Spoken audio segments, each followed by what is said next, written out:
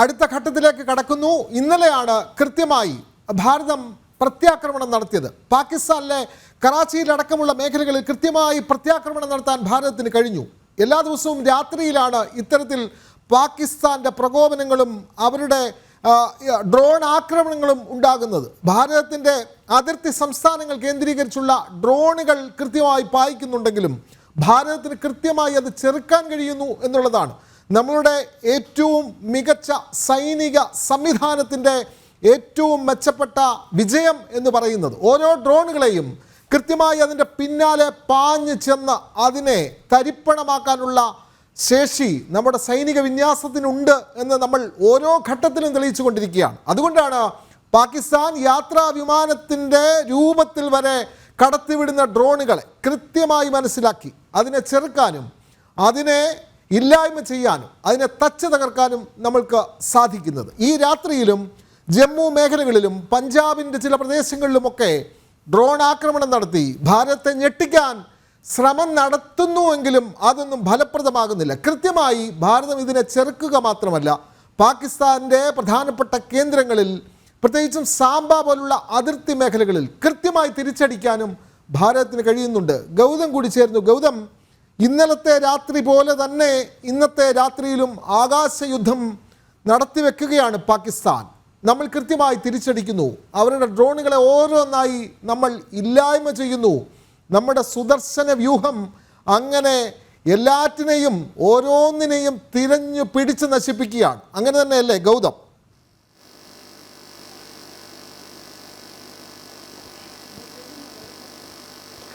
വിനോദ്, അങ്ങനെ തന്നെയാണ്. അതായത് രൂക്ഷമായ ഒരു ആക്രമണം ഇന്ന് പല സ്ഥലങ്ങളിലും നടക്കുന്നുണ്ട്. ഇന്നലത്തെ രീതിയിൽ അത്രത്തോളം വലിയ തോതിലുള്ളൊരു ഏറ്റുമുട്ടൽ ഇല്ല എങ്കിലും ഇന്നും പാകിസ്ഥാൻ പ്രകോപനത്തിന് മാറ്റമില്ല.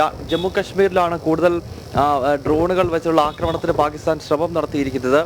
ജമ്മു, സാംബ, ഉറി, പൂഞ്ച്, ഹൻഡ്വാര, കുപ്വാര തുടങ്ങിയ സ്ഥലങ്ങളിൽ, അവന്തിപ്പുര തുടങ്ങിയ സ്ഥലങ്ങളിൽ ഡ്രോൺ ആക്രമണത്തിന് പാകിസ്ഥാൻ ജമ്മു കശ്മീരിൽ മാത്രം ശ്രമിച്ചിരിക്കുന്നു. അങ്ങനെ 11 സ്ഥലങ്ങളിൽ, ജമ്മു കശ്മീരിൽ ഏതാണ്ട് 7, കൂടാതെ രാജസ്ഥാനിലെ പൊക്രാൻ, ജയ്സൽമീർ, ബാർമർ, അതുപോലെ തന്നെ അമൃത്സർ തുടങ്ങിയ പഞ്ചാബിലെ നഗരങ്ങൾ, ഇങ്ങനെ ഏതാണ്ട് 11ഓളം സ്ഥലങ്ങളിൽ ഇന്നത്തെ രാത്രിയിലും പാകിസ്ഥാൻ ഡ്രോണുകൾ ഉപയോഗിച്ചുകൊണ്ടുള്ള വലിയ പ്രകോപനത്തിന് ശ്രമിക്കുകയാണ്. ഇന്നലെ ഭാരതം നൽകിയ പ്രത്യാക്രമണത്തിൽ നിന്നും പാകിസ്ഥാൻ പാഠം ഉൾക്കൊണ്ടിട്ടില്ല എന്ന് കൃത്യമായി തന്നെ പറയേണ്ടി വരും. ഇന്നും ഈ രാത്രിയും പ്രകോപനം സൃഷ്ടിച്ചുകൊണ്ട് അനാവശ്യമായ ഒരു യുദ്ധത്തിലേക്ക് ഒരു രാഷ്ട്രത്തെ വലിച്ചഴയ്ക്കുവാനുള്ള ശ്രമമാണ് ഇപ്പോൾ പാകിസ്ഥാന്റെ ഭാഗത്ത് നിന്ന് ഉണ്ടാകുന്നത്. എന്തായാലും ഭാരതം ഇതിനെ ഏത് രീതിയിലാണ് ഇന്നത്തെ രാത്രിയിൽ തിരിച്ചടിക്കുക എന്നതാണ് ഏറെ ശ്രദ്ധിക്കേണ്ടത്. കാരണം കഴിഞ്ഞ ദിവസം വലിയ പ്രത്യാക്രമണം ഭാരതത്തിന്റെ ഭാഗത്ത് നിന്ന് ഉണ്ടായിരുന്നു. ലാഹോർ ഉൾപ്പെടെയുള്ള പാകിസ്ഥാനിലെ നഗരങ്ങളിൽ കൃത്യമായി ഡ്രോൺ ആക്രമണം നടത്തുകയും പാകിസ്ഥാന്റെ വ്യോമ പ്രതിരോധ സംവിധാനങ്ങളെ ഉൾപ്പെടെ തകർക്കുകയും ചെയ്തുകൊണ്ടുള്ള പ്രത്യാക്രമണമാണ് ഭാരതം ഇന്നലത്തെ ദിവസം പാകിസ്ഥാന് സമ്മാനിച്ചത്. എന്തായാലും ഇന്നും ഒരുപക്ഷെ തിരിച്ചടികൾ ഉണ്ടാകാനുള്ള സാധ്യതയുണ്ട്. എന്തായാലും അത് രാത്രിയോടുകൂടിയാകും അത്തരത്തിലുള്ള വലിയ ആക്രമണത്തിന് ഭാരതം ഒരുപക്ഷെ ശ്രമിക്കുക. എന്തായാലും പാകിസ്ഥാന്റെ ഈ ശ്രമങ്ങളെല്ലാം വിഫലമാകുകയാണ്. ഭാരതത്തിലെ ജനവാസ കേന്ദ്രങ്ങളിൽ ഡ്രോൺ വെച്ച് ആക്രമിക്കുക, സൈനിക കേന്ദ്രങ്ങളും അതോടൊപ്പം തന്നെ ജനവാസ കേന്ദ്രങ്ങളും ഡ്രോൺ ആക്രമണം നടത്തുക എന്നതാണ് പാകിസ്ഥാൻ ഇപ്പോൾ ശ്രമിച്ചുകൊണ്ടിരിക്കുന്നത്. അതിനെല്ലാം ആകാശ മാർഗം കൊണ്ട് തന്നെ, ആകാശത്ത് വെച്ച് തന്നെ കൃത്യമായി തന്നെ പ്രതിരോധിക്കുന്നതിൻ്റെ ദൃശ്യങ്ങൾ നമുക്ക് കാണാൻ സാധിക്കുന്നുണ്ട്. ഭാരതത്തിൻ്റെ പ്രതിരോധ സംവിധാനങ്ങൾ എത്രത്തോളം മികച്ചതാണ് എന്ന് ഒരിക്കൽ കൂടി ഈ രാത്രി കൂടി അടയാളപ്പെടുത്തുന്നു എന്ന് വേണം വിശേഷിപ്പിക്കാൻ. വിനോദ്, തീർച്ചയായും ഈ രാത്രിയിലും ഭാരതത്തിൻ്റെ പ്രത്യാക്രമണം അതിൻ്റെ എല്ലാവിധ വിജയത്തോടും നമ്മൾ അത് മുമ്പോട്ട് കൊണ്ടുപോകുന്നു എന്നുള്ളതാണ്. പാകിസ്ഥാൻ ഇത്തരത്തിൽ ഇരുട്ടിൻ്റെ മറവിൽ ഭാരതത്തിൻ്റെ മണ്ണിലേക്ക് ഡ്രോണുകൾ പായിച്ച് നമ്മുടെ സൈനിക താവളങ്ങൾ, നമ്മുടെ പ്രധാനപ്പെട്ട വിമാനത്താവളങ്ങൾ, അതേപോലെ തന്നെ റെയിൽവേ സ്റ്റേഷനുകൾ, നമ്മുടെ പ്രധാനപ്പെട്ട നഗര ഇടങ്ങളൊക്കെ നശിപ്പിക്കാൻ ഡ്രോണുകൾ ഉപയോഗിച്ച് നശിപ്പിക്കാനുള്ള ശ്രമം അവർ നടത്തുന്നുവെങ്കിലും ഇത് കൃത്യമായി മനസ്സിലാക്കിക്കൊണ്ട് ഇത് കൃത്യമായി ഓരോ ഡ്രോണുകളെയും അതിൻ്റെ പിന്നാലെ ചെന്ന് അത് തകർത്ത് കളയുന്ന സൈനിക വിന്യാസം നമുക്ക് സ്വന്തമാണ്. അത് കൃത്യമായി സുദർശന എന്നുള്ള ആ സംവിധാനത്തിലൂടെയാണ് നമ്മൾ ഇതിനെയെല്ലാം തകർക്കുന്നത്. അത്തരത്തിലുള്ള വലിയ സാങ്കേതിക വിദ്യ ഭാരതം കൈവശമാക്കിയിട്ട് വർഷങ്ങൾ കഴിഞ്ഞിരിക്കുന്നു. റഷ്യയിൽ നിന്ന് വാങ്ങിയ ഉപകരണങ്ങളൊക്കെ തന്നെ നമുക്ക് ഉപകാരപ്പെടുന്നുണ്ട്. അത് മാത്രമല്ല, തദ്ദേശീയമായി വികസിപ്പിച്ചെടുത്ത ആയുധങ്ങളുമെല്ലാം നമുക്ക് പാകിസ്ഥാനെ ചെറുക്കാൻ, കൃത്യമായി അവരെ തിരിച്ചടിക്കാൻ നമുക്ക് ഏറെ ഉപകാരപ്പെടുന്നു എന്നുള്ളതാണ് ഈ ഘട്ടത്തിൽ മനസ്സിലാവുന്നത്. കൃത്യമായി അത് പാകിസ്ഥാനും മനസ്സിലാവുന്നുണ്ട്. അതുകൊണ്ട് തന്നെയാണ് ഇന്ന് അവരുടെ പാർലമെൻറ്റിൽ കൃത്യമായി അവർ പ്രതികരണം നടത്തിയതും അതുകൊണ്ടാണ്. ഭാരതം നടത്തുന്ന പ്രത്യാക്രമണത്തിൽ പിടിച്ചു നിൽക്കാൻ കഴിയുന്നില്ല എന്ന് പാകിസ്ഥാനിലെ ജനപ്രതിനിധികളും അവരുടെ പാർലമെൻറ്റിൽ സാക്ഷ്യപ്പെടുത്തുന്നു. എന്തായാലും ഈ ഘട്ടത്തിൽ കൃത്യമായി ഡ്രോണുകളെ ചെറുക്കുന്ന ദൃശ്യങ്ങൾ, ആകാശ യുദ്ധത്തിൻ്റെ ദൃശ്യങ്ങൾ, പുതിയ ദൃശ്യങ്ങൾ വീണ്ടും ലഭിച്ചിരിക്കുന്നു. ആ കാഴ്ചകളിലേക്ക്. अरे मारे मारा छत माते दिखे बढ़ियो, मारा छत माते दिखे बढ़िया। नंबर बड़ा वीडियो बड़ा ये ध्यान दे जो रहा हूं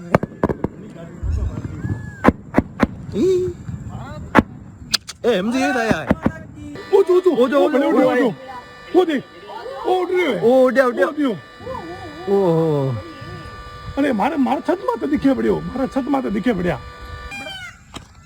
नंबर बड़ा वीडियो बड़ा ये ध्यान दे जो रहा हूं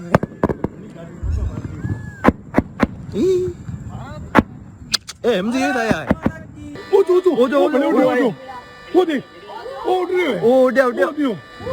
ओ अरे मारे मारा छत माते दिखे बढ़ियो, मारा छत माते दिखे बढ़िया। नंबर बड़ा वीडियो बड़ा ये ध्यान दे जो रहा हूं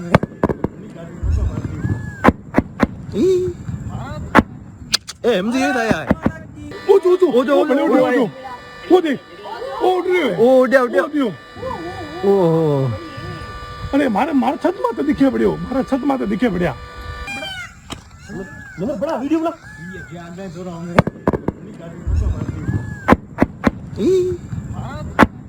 ए एमजी ये आया है ओ जो बड़े ओ दे ओ रे ओ अरे मारे मारा छत माते दिखे बढ़ियो, मारा छत माते दिखे बढ़िया।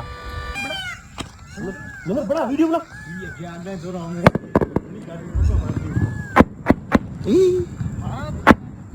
एमजी ये आया है ओ जो बड़े ओ दे ओ रे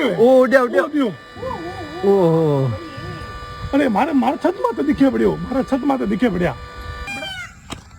नंबर बड़ा वीडियो बड़ा ये ध्यान दे जो रहा हूं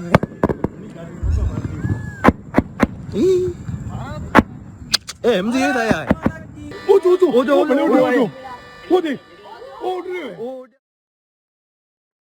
ശ്രീനഗറിൽ നിന്നുള്ള ഏറ്റവും പുതിയ ദൃശ്യങ്ങളാണ് പ്രേക്ഷകരിലേക്ക് എത്തിച്ചത്. പാകിസ്ഥാൻ നടത്തുന്ന ഡ്രോൺ ആക്രമണം അത് ശ്രീനഗറിൻ്റെ ആകാശങ്ങളിലേക്കും വരുന്നുണ്ട്. പക്ഷേ അതൊന്നും നിലം പതിക്കാതെ കൃത്യമായി ആകാശത്ത് വെച്ച് തന്നെ അതിനെ ഇല്ലായ്മ ചെയ്യാനുള്ള തന്ത്രപ്രധാനമായ നീക്കം ഭാരത സൈന്യത്തിന് അത് സാധ്യമാകുന്നു എന്നുള്ളതാണ് ഈ രാത്രിയിലും ഏറ്റവും ഭാരതത്തെ സംബന്ധിച്ച് അഭിമാനകരമായ വാർത്താ വിശേഷമെന്ന് പറയുന്നത്. നന്ദഗോപൻ കൂടി ചേരുന്നു. നന്ദഗോപൻ, പകൽ വേളകളിലൊക്കെ ശാന്തമാണെങ്കിലും നേരം ഇരുട്ടിയാൽ പാകിസ്ഥാൻ ഇരുട്ടിൻ്റെ മറവിൽ നമ്മുടെ പ്രദേശങ്ങളെ ഒക്കെ ഇല്ലായ്മ ചെയ്യാം എന്നുള്ള മിഥ്യാധാരണ അവർക്കുണ്ട് എന്ന് തോന്നുന്നു. അതുകൊണ്ടാണ് ഇന്നലെ രാത്രിയിലും അവർ സമാനമായ ഡ്രോൺ ആക്രമണത്തിന് ശ്രമം നടത്തി. പക്ഷെ അത് വിജയിച്ചില്ല. കൃത്യമായി അതിനെ ചെറുക്കാൻ ഭാരത സൈന്യത്തിന് കഴിഞ്ഞു. ഓരോ ഡ്രോണുകളെയും ആകാശങ്ങളിൽ വെച്ച് തന്നെ ഇല്ലായ്മ ചെയ്യാൻ നമ്മുടെ സുദർശൻ സംവിധാനത്തിന് കഴിയുന്നു. ഇന്നും അത് തന്നെയാണ് തുടരുന്നത്. അവർ യാത്രാ വിമാനത്തിൻ്റെ മറവിൽ വരെ ആ രീതിയിൽ വരെ ഡ്രോണുകളെ നമ്മുടെ രാജ്യത്തേക്ക് പറത്താൻ ശ്രമം നടത്തുന്നു. ശ്രീനഗറിൽ നിന്നുള്ള കാഴ്ചകൾ നമ്മൾ കണ്ടു. പഞ്ചാബിൻ്റെ പ്രദേശങ്ങളിൽ, ജമ്മു മേഖലകളിൽ ഒക്കെ അവരുടെ ഡ്രോൺ ആക്രമണത്തിന് ശ്രമങ്ങൾ തുടരുകയാണ്. കൃത്യമായി നമ്മൾ വലിയ ചെറുത്തുനിൽപ്പ് നടത്തുന്നു. സാംബ മേഖലയിലാകട്ടെ അവരുടെ ഡ്രോണുകളെയും യുദ്ധവിമാനങ്ങളെയും ഒക്കെ തന്നെ ചെറുക്കാൻ നമുക്ക് സാധിക്കുന്നു. കൂടുതൽ വിവരങ്ങൾ നന്ദഗോപൻ.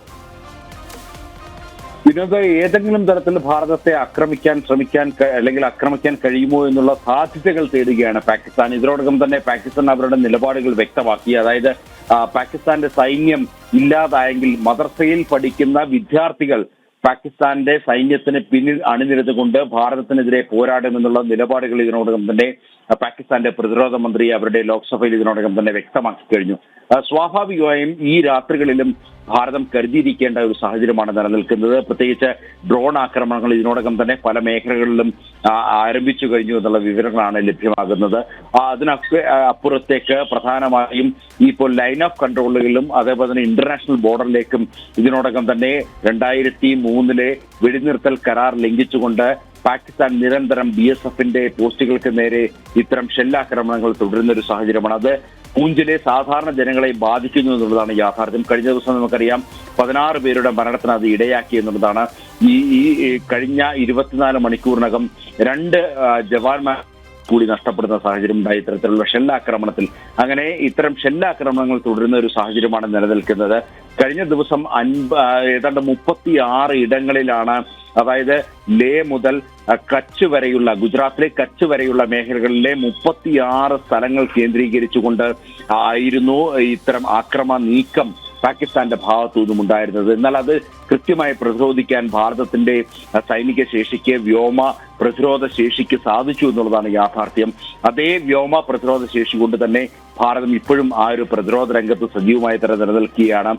പ്രതിരോധ വിദഗ്ധരും അതേപോലെ തന്നെ പ്രതിരോധ മന്ത്രാലയവും അടക്കം ചൂണ്ടിക്കാണിക്കുന്നത് ഒരുപക്ഷെ 300 മുതൽ 400 വരെ ഡ്രോണുകൾ അയച്ചുകൊണ്ട് കഴിഞ്ഞ രാത്രികളിൽ ഭാരതത്തിന്റെ സൈനിക ശേഷിയിലുള്ള ഒരു പരീക്ഷണം മാത്രമായിരുന്നു പാകിസ്ഥാൻ നടത്തിയത്. ഈ രാത്രികളിൽ അതിനൊക്കെ അപ്പുറത്തേക്ക് എന്താണ് ഭാരതത്തിന്റെ ഇപ്പോൾ നിലവിലെ ഒരു അവസ്ഥ, അല്ലെങ്കിൽ വ്യോമാക്രമണ പ്രതിരോധ സംവിധാനം എങ്ങനെയാണ് എന്നുള്ളത് കൃത്യമായി വിലയിരുത്തിക്കൊണ്ട് ഒരുപക്ഷെ ഈ രാത്രിയിൽ കൂടുതൽ മേഖലകളിലേക്ക് കടന്നാക്രമിക്കുവാൻ വേണ്ടിയുള്ള ശ്രമങ്ങൾ പാകിസ്ഥാന്റെ ഭാഗത്തുനിന്നും ഉണ്ടാകാനുള്ള സാധ്യത തള്ളിക്കളയാൻ കഴിയില്ല എന്നുള്ളതാണ് പ്രധാനമായും പ്രതിരോധ വൃത്തങ്ങളും മറ്റും നൽകുന്ന സൂചനകൾ.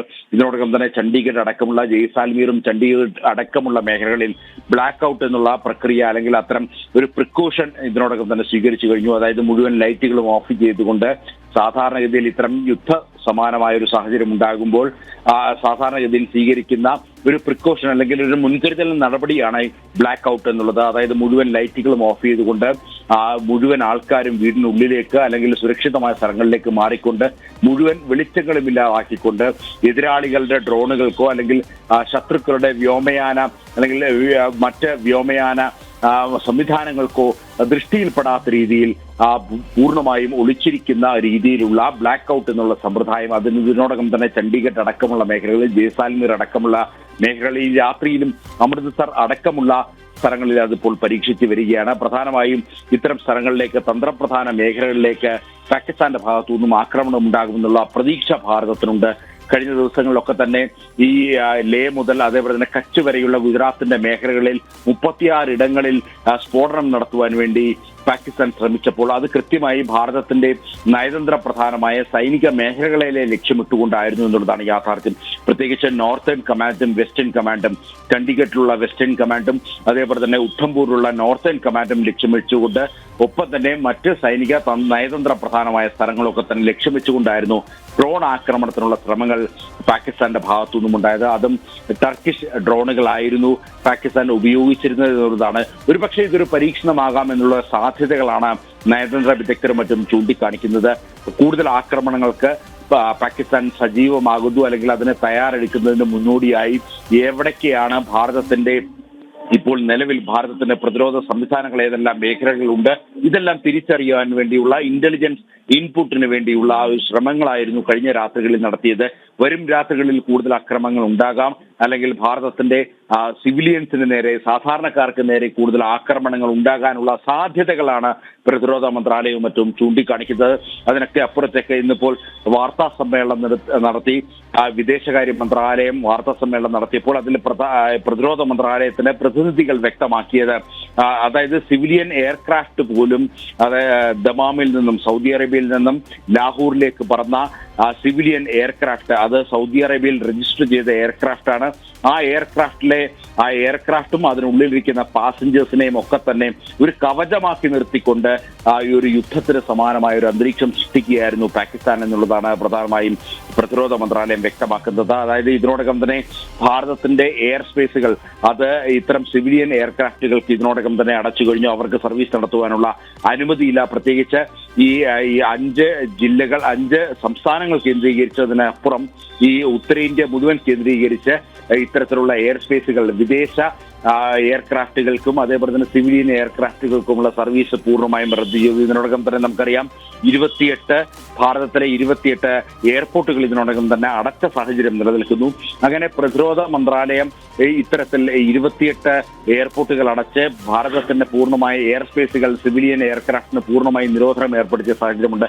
പാകിസ്ഥാനും സമാനമായ ഒരു സാഹചര്യം പ്രഖ്യാപിച്ചിരുന്നു. അതായത് സിവിലിയൻ എയർക്രാഫ്റ്റുകൾക്ക് തങ്ങളുടെ എയർ സ്പേസിലേക്ക് പ്രവേശനമില്ല എന്നുള്ളത് പ്രഖ്യാപനമായിരുന്നു പാകിസ്ഥാന്റെ ഭാഗത്തുനിന്നും. എന്നാൽ സൗദിയിൽ രജിസ്റ്റർ ചെയ്ത എയർലൈൻസിന്റെ പേര് വ്യക്തമാക്കാൻ ഇതിനോടകം തന്നെ പ്രതിരോധ മന്ത്രാലയം തയ്യാറായില്ല എന്നുള്ളതാണ് യാഥാർത്ഥ്യം. അതേസമയം തന്നെ സൗദിയിൽ രജിസ്റ്റർ ചെയ്ത ഒരു എയർക്രാഫ്റ്റ് അത് എയർബസിന്റെ 320 എയർക്രാഫ്റ്റ് ആയിരുന്നു. അതിൽ പാസഞ്ചേഴ്സുമായി ലാഹോറിലേക്ക്, ദമാമിൽ നിന്നും ലാഹോറിലേക്ക് IB അതായത് ഇന്റർനാഷണൽ ബോർഡർ കടന്നുകൊണ്ട് പറക്കുന്ന സാഹചര്യമുണ്ടായി. സ്വാഭാവികമായും ഭാരതത്തിലേക്ക് ഒരു ആക്രമണം നടത്തി പാകിസ്ഥാൻ കാത്തിരിക്കുകയാണ് പ്രത്യാക്രമണത്തിനായി. പ്രത്യാക്രമണം നടത്തുമ്പോൾ സ്വാഭാവികമായും ഇത്തരം ഈ സിവിലിയൻ എയർക്രാഫ്റ്റിന് മുകളിലേക്ക് ഭാരതം ആക്രമണം നടത്തും. സ്വാഭാവികമായും അത്തരം സാധാരണക്കാരുടെ മരണത്തിന് അത് ഇടയാക്കും. അത് ദേശീയ തലത്തിൽ അന്തർദേശീയ തലത്തിലൊക്കെ തന്നെ ഭാരതത്തിനെതിരെ ഉപയോഗിക്കാൻ കഴിയും. അല്ലെങ്കിൽ ഇസ്ലാമിക രാഷ്ട്രങ്ങൾ ഭാവിയിൽ ഭാരതത്തിനെതിരെ തിരിയും എന്നുള്ള സങ്കല്പത്തിൽ, അല്ലെങ്കിൽ സൗദി അടക്കമുള്ള ഇസ്ലാമിക രാഷ്ട്രങ്ങൾ ഭാരതത്തിനെതിരെ തിരിയുമെന്നുള്ള സങ്കല്പത്തിലായിരുന്നു ഈ ഒരു സിവിലിയൻ എയർക്രാഫ്റ്റിനെയും അതിനുള്ള പാസഞ്ചേഴ്സിനെയും ഒക്കെ തന്നെ ഒരു മനുഷ്യ കവചം തീർത്തുകൊണ്ട്, അല്ലെങ്കിൽ അത്തരമൊരു കവചം തീർത്തുകൊണ്ട് പാകിസ്ഥാൻ ഒരു നടപടിയിലേക്ക് കടന്നത്. ഏതായാലും ഭാരതത്തിന്റെ എയർഫോഴ്സ്, വ്യോമയാന ഫോഴ്സ് അത് കൃത്യമായി തന്നെ അതിനെ പ്രതിരോധിക്കുവാൻ, അത് നമ്മുടെ റഡാറിൽ കൃത്യമായി അതിനെ ഐഡന്റിഫൈ ചെയ്യാനും അതൊരു സിവിൽ എയർക്രാഫ്റ്റ് ആണെന്നും അവർ അതിനെ കൃത്യമായി ഭാരതത്തിനെതിരെയുള്ള കവചമാക്കുവാൻ വേണ്ടി നിർത്തിയിരിക്കുകയാണെന്നും ഭാരതത്തിന്റെ വ്യോമസേന തിരിച്ചറിഞ്ഞുകൊണ്ട് വളരെ പക്വതയോടുകൂടി പെരുമാറിയത് കൊണ്ടാണ്, അല്ലെങ്കിൽ ഒരുപക്ഷെ ഈ ഒരു പകൽ, കഴിഞ്ഞ രാത്രിയിലാണ് ഇത് സംഭവിച്ചത്, ഈ ഒരു പകൽ വലിയ രീതിയിലുള്ള നയതന്ത്രപരമായ യുദ്ധസമാനമായ ഒരു അന്തരീക്ഷത്തിലേക്ക് വഴിതെളിക്കേണ്ട ഒരു സാഹചര്യമാണ്. അതുതന്നെയാണ് പാകിസ്ഥാൻ ഉദ്ദേശിച്ചതും എന്നുള്ളതാണ് യാഥാർത്ഥ്യം. അതായത് ഇത്തരത്തിൽ സൗദി പൗരന്മാരടക്കം ഒരുപക്ഷെ ഈ എയർക്രാഫ്റ്റിൽ കാണാനുള്ള, അല്ലെങ്കിൽ ഈ എയർബസ് 320 എയർക്രാഫ്റ്റിൽ കാണാനുള്ള സാധ്യത, ലാഹോറിൽ ലാൻഡ് ചെയ്ത എയർക്രാഫ്റ്റിൽ കാണുവാനുള്ള സാധ്യത ഉണ്ട്. അതുകൊണ്ട് തന്നെ സ്വാഭാവികമായും അത്തരത്തിൽ വിദേശ പൗരന്മാർക്ക് നേരെ ഭാരതം ആക്രമണം നടത്തി, സൗദി അടക്കമുള്ള ഇസ്ലാമിക രാഷ്ട്രങ്ങളുടെ പൗരന്മാർക്ക് നേരെ ആക്രമണം നടത്തിയെന്ന് വരുത്തി തീർക്കുവാൻ വേണ്ടി, അല്ലെങ്കിൽ അത്തരത്തിലൊരു നീക്കമായിരുന്നു പാകിസ്ഥാന്റെ ഭാഗത്തുനിന്നും ഉണ്ടായിരുന്നത്. ഏതായാലും അതിനെ പൂർണ്ണമായും ഭാരതത്തിന്റെ വ്യോമസേന അത് കൃത്യമായും വളരെ പക്വതയോടുകൂടി അത് കൈകാര്യം ചെയ്തുകൊണ്ട് ഇത്തരമൊരു പ്രതിരോധം അല്ലെങ്കിൽ ഒരു കവചം തീർക്കുകയാണ് പാകിസ്ഥാൻ എന്ന് തിരിച്ചറിഞ്ഞുകൊണ്ട് തന്നെ വളരെ പക്വതയോടുകൂടി തന്നെ ഭാരതത്തിന്റെ വ്യോമസേന കൃത്യമായി അതിന്മേൽ പ്രതിരോധം തീർത്തുകൊണ്ടുകൊണ്ടാണ് വലിയ രീതിയിലുള്ള നാശനഷ്ടങ്ങളോ അല്ലെങ്കിൽ ജീവഹാനികളോ ഉണ്ടാകാൻ അല്ലെങ്കിൽ അത്തരമൊരു ഇടയാക്കാതിരുന്നൊരു സാഹചര്യം അതുകൊണ്ട് തന്നെയാണ്. അല്ലാത്ത പക്ഷം വലിയ രീതിയിലുള്ള ജീവഹാനികൾ ഉണ്ടായേനെ. ഒരുപക്ഷെ ലോകരാഷ്ട്രങ്ങൾ ഭാരതത്തിനെതിരെ തിരിയുന്ന ഒരു സാഹചര്യം ഈ ഒരു അവസ്ഥ മൂലമുണ്ടായേനെ.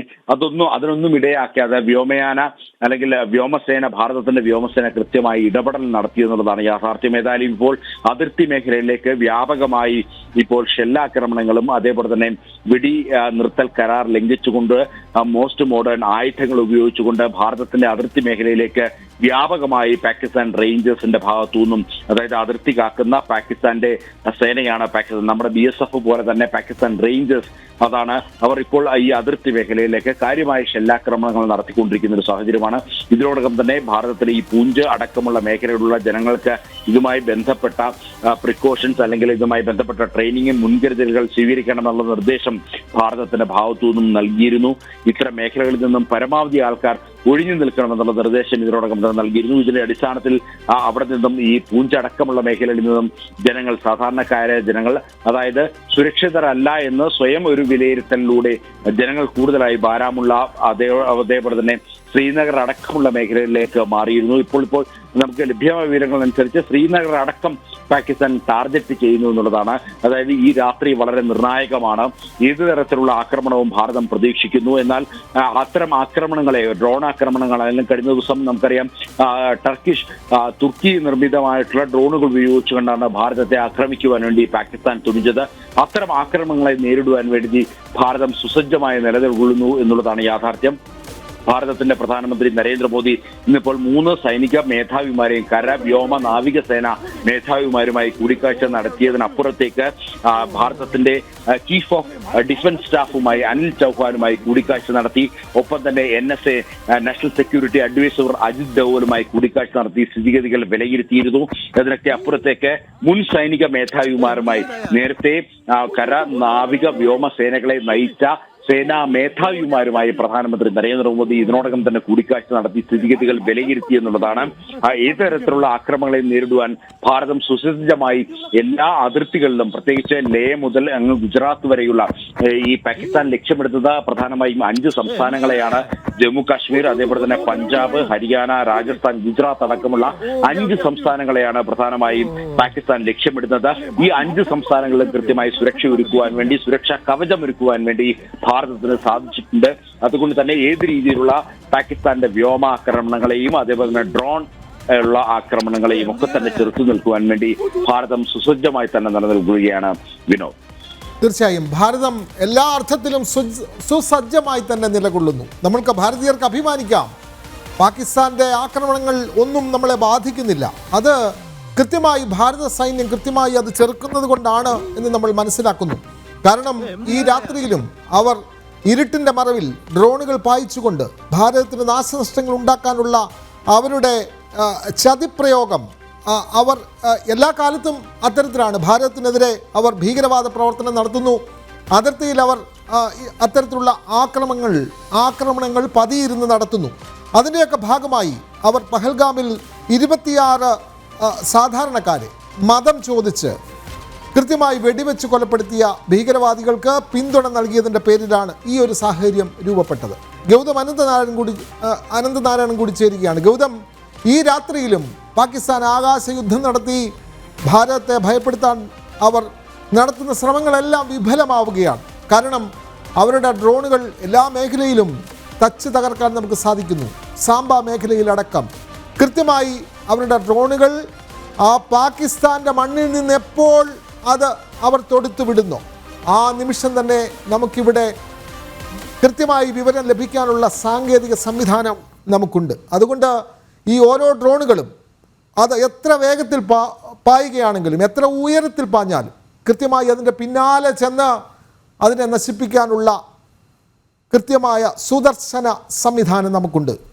ഈ രാത്രിയിലും അവർ വിഫലമായ ശ്രമങ്ങൾ തുടർന്നുകൊണ്ടിരിക്കുന്നു. അങ്ങനെ തന്നെയല്ലേ ഗൗതം?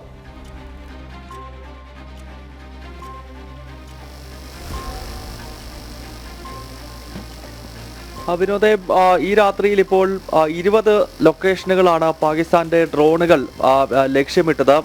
ഈ 20-ൽ ഏതാണ്ട് എല്ലാ ഡ്രോണുകളും പൂർണ്ണമായി തന്നെ വിഫലമാക്കുവാൻ ശ്രമം നടക്കുന്നുണ്ട്. പക്ഷെ ഒരു വാർത്ത ഇപ്പോൾ വരുന്നത് ഈ പഞ്ചാബിലെ ഫിറോസ്പൂരിൽ ഒരു ഡ്രോൺ പതിച്ചതായി, അവിടെ ഒരു വീടിനുൾപ്പെടെ തീ പിടിച്ചതായിട്ടുള്ള വാർത്തകളും ഈ ഘട്ടത്തിൽ വരുന്നുണ്ട്. 3 പേർക്ക് പരിക്കേറ്റിട്ടുണ്ട്. പഞ്ചാബിലാണ് ഈ ഡ്രോൺ ആക്രമണം താഴേക്ക് കൃത്യമായിട്ട് തന്നെ പാകിസ്ഥാന്റെ ലക്ഷ്യം കണ്ടത്. ജനവാസ കേന്ദ്രങ്ങൾ ലക്ഷ്യമിട്ടുകൊണ്ടുള്ള ആക്രമണമാണ് പാകിസ്ഥാൻ ഈ മേഖലകളിലെല്ലാം നടന്നത്. ഇതിൽ ഒരു ഡ്രോൺ കൃത്യമായിട്ട് തന്നെ ജനവാസ കേന്ദ്രത്തിൽ ഫിറോസ്പൂരിൽ പതിച്ചുവെന്നും അവിടെ വീടുകൾക്കും മറ്റും തീപിടിക്കുകയും 3 പേർക്ക് പരിക്കേറ്റു എന്നത് സംബന്ധിച്ചുള്ള റിപ്പോർട്ടുകൾ കൂടി വരുന്നുണ്ട്. എന്തായാലും ഇന്നത്തെ രാത്രിയിൽ പാകിസ്ഥാന്റെ ഡ്രോണുകൾ 20 ലൊക്കേഷനുകളാണ് ഭാരതത്തിനകത്ത് ലക്ഷ്യമിട്ടത്. അതിൽ ജമ്മു കാശ്മീരിലെ വിവിധ സ്ഥലങ്ങൾ നേരത്തെ നമ്മൾ പരാമർശിച്ചിരുന്നു. ജമ്മു, സാംബ, അതോടൊപ്പം തന്നെ പൂഞ്ച്, ഹണ്ട്വാര തുടങ്ങിയ ഏതാണ്ട് 7ഓളം സ്ഥലങ്ങൾ ജമ്മു കാശ്മീർ മേഖലയിൽ മാത്രം ഈ ഡ്രോണുകൾ ലക്ഷ്യമിട്ടിട്ടുണ്ട്. അതുകൂടാതെ പഞ്ചാബിലെ പഠാൻകോട്ട്, അതുപോലെ തന്നെ ഈ പഞ്ചാബിലെ അമൃത്സർ തുടങ്ങിയ പ്രധാനപ്പെട്ട നഗരങ്ങൾ, രാജസ്ഥാനിലെ ജയ്സൽമീർ, ബാർമർ, അതുപോലെ പൊക്രാൻ തുടങ്ങിയ രാജസ്ഥാനിലെ നഗരങ്ങൾ. അതോടൊപ്പം ഇന്നത്തെ രാത്രിയിൽ പാകിസ്ഥാൻ ഗുജറാത്തിലെ കച്ച് ഉൾപ്പെടെയുള്ള സ്ഥലങ്ങൾ കൂടി ലക്ഷ്യമിട്ടു എന്നുള്ളതാണ്. ഇന്നലെ പാക് ഡ്രോണുകൾ ഗുജറാത്ത് ലക്ഷ്യമിട്ടിരുന്നില്ല. എന്നാൽ ഇന്നിപ്പോൾ ഗുജറാത്തിലേക്ക് കൂടി ഒരു ആക്രമണത്തിനുള്ളൊരു ശ്രമം പാകിസ്ഥാന്റെ ഭാഗത്ത് നിന്ന് ഉണ്ടായിട്ടുണ്ട്.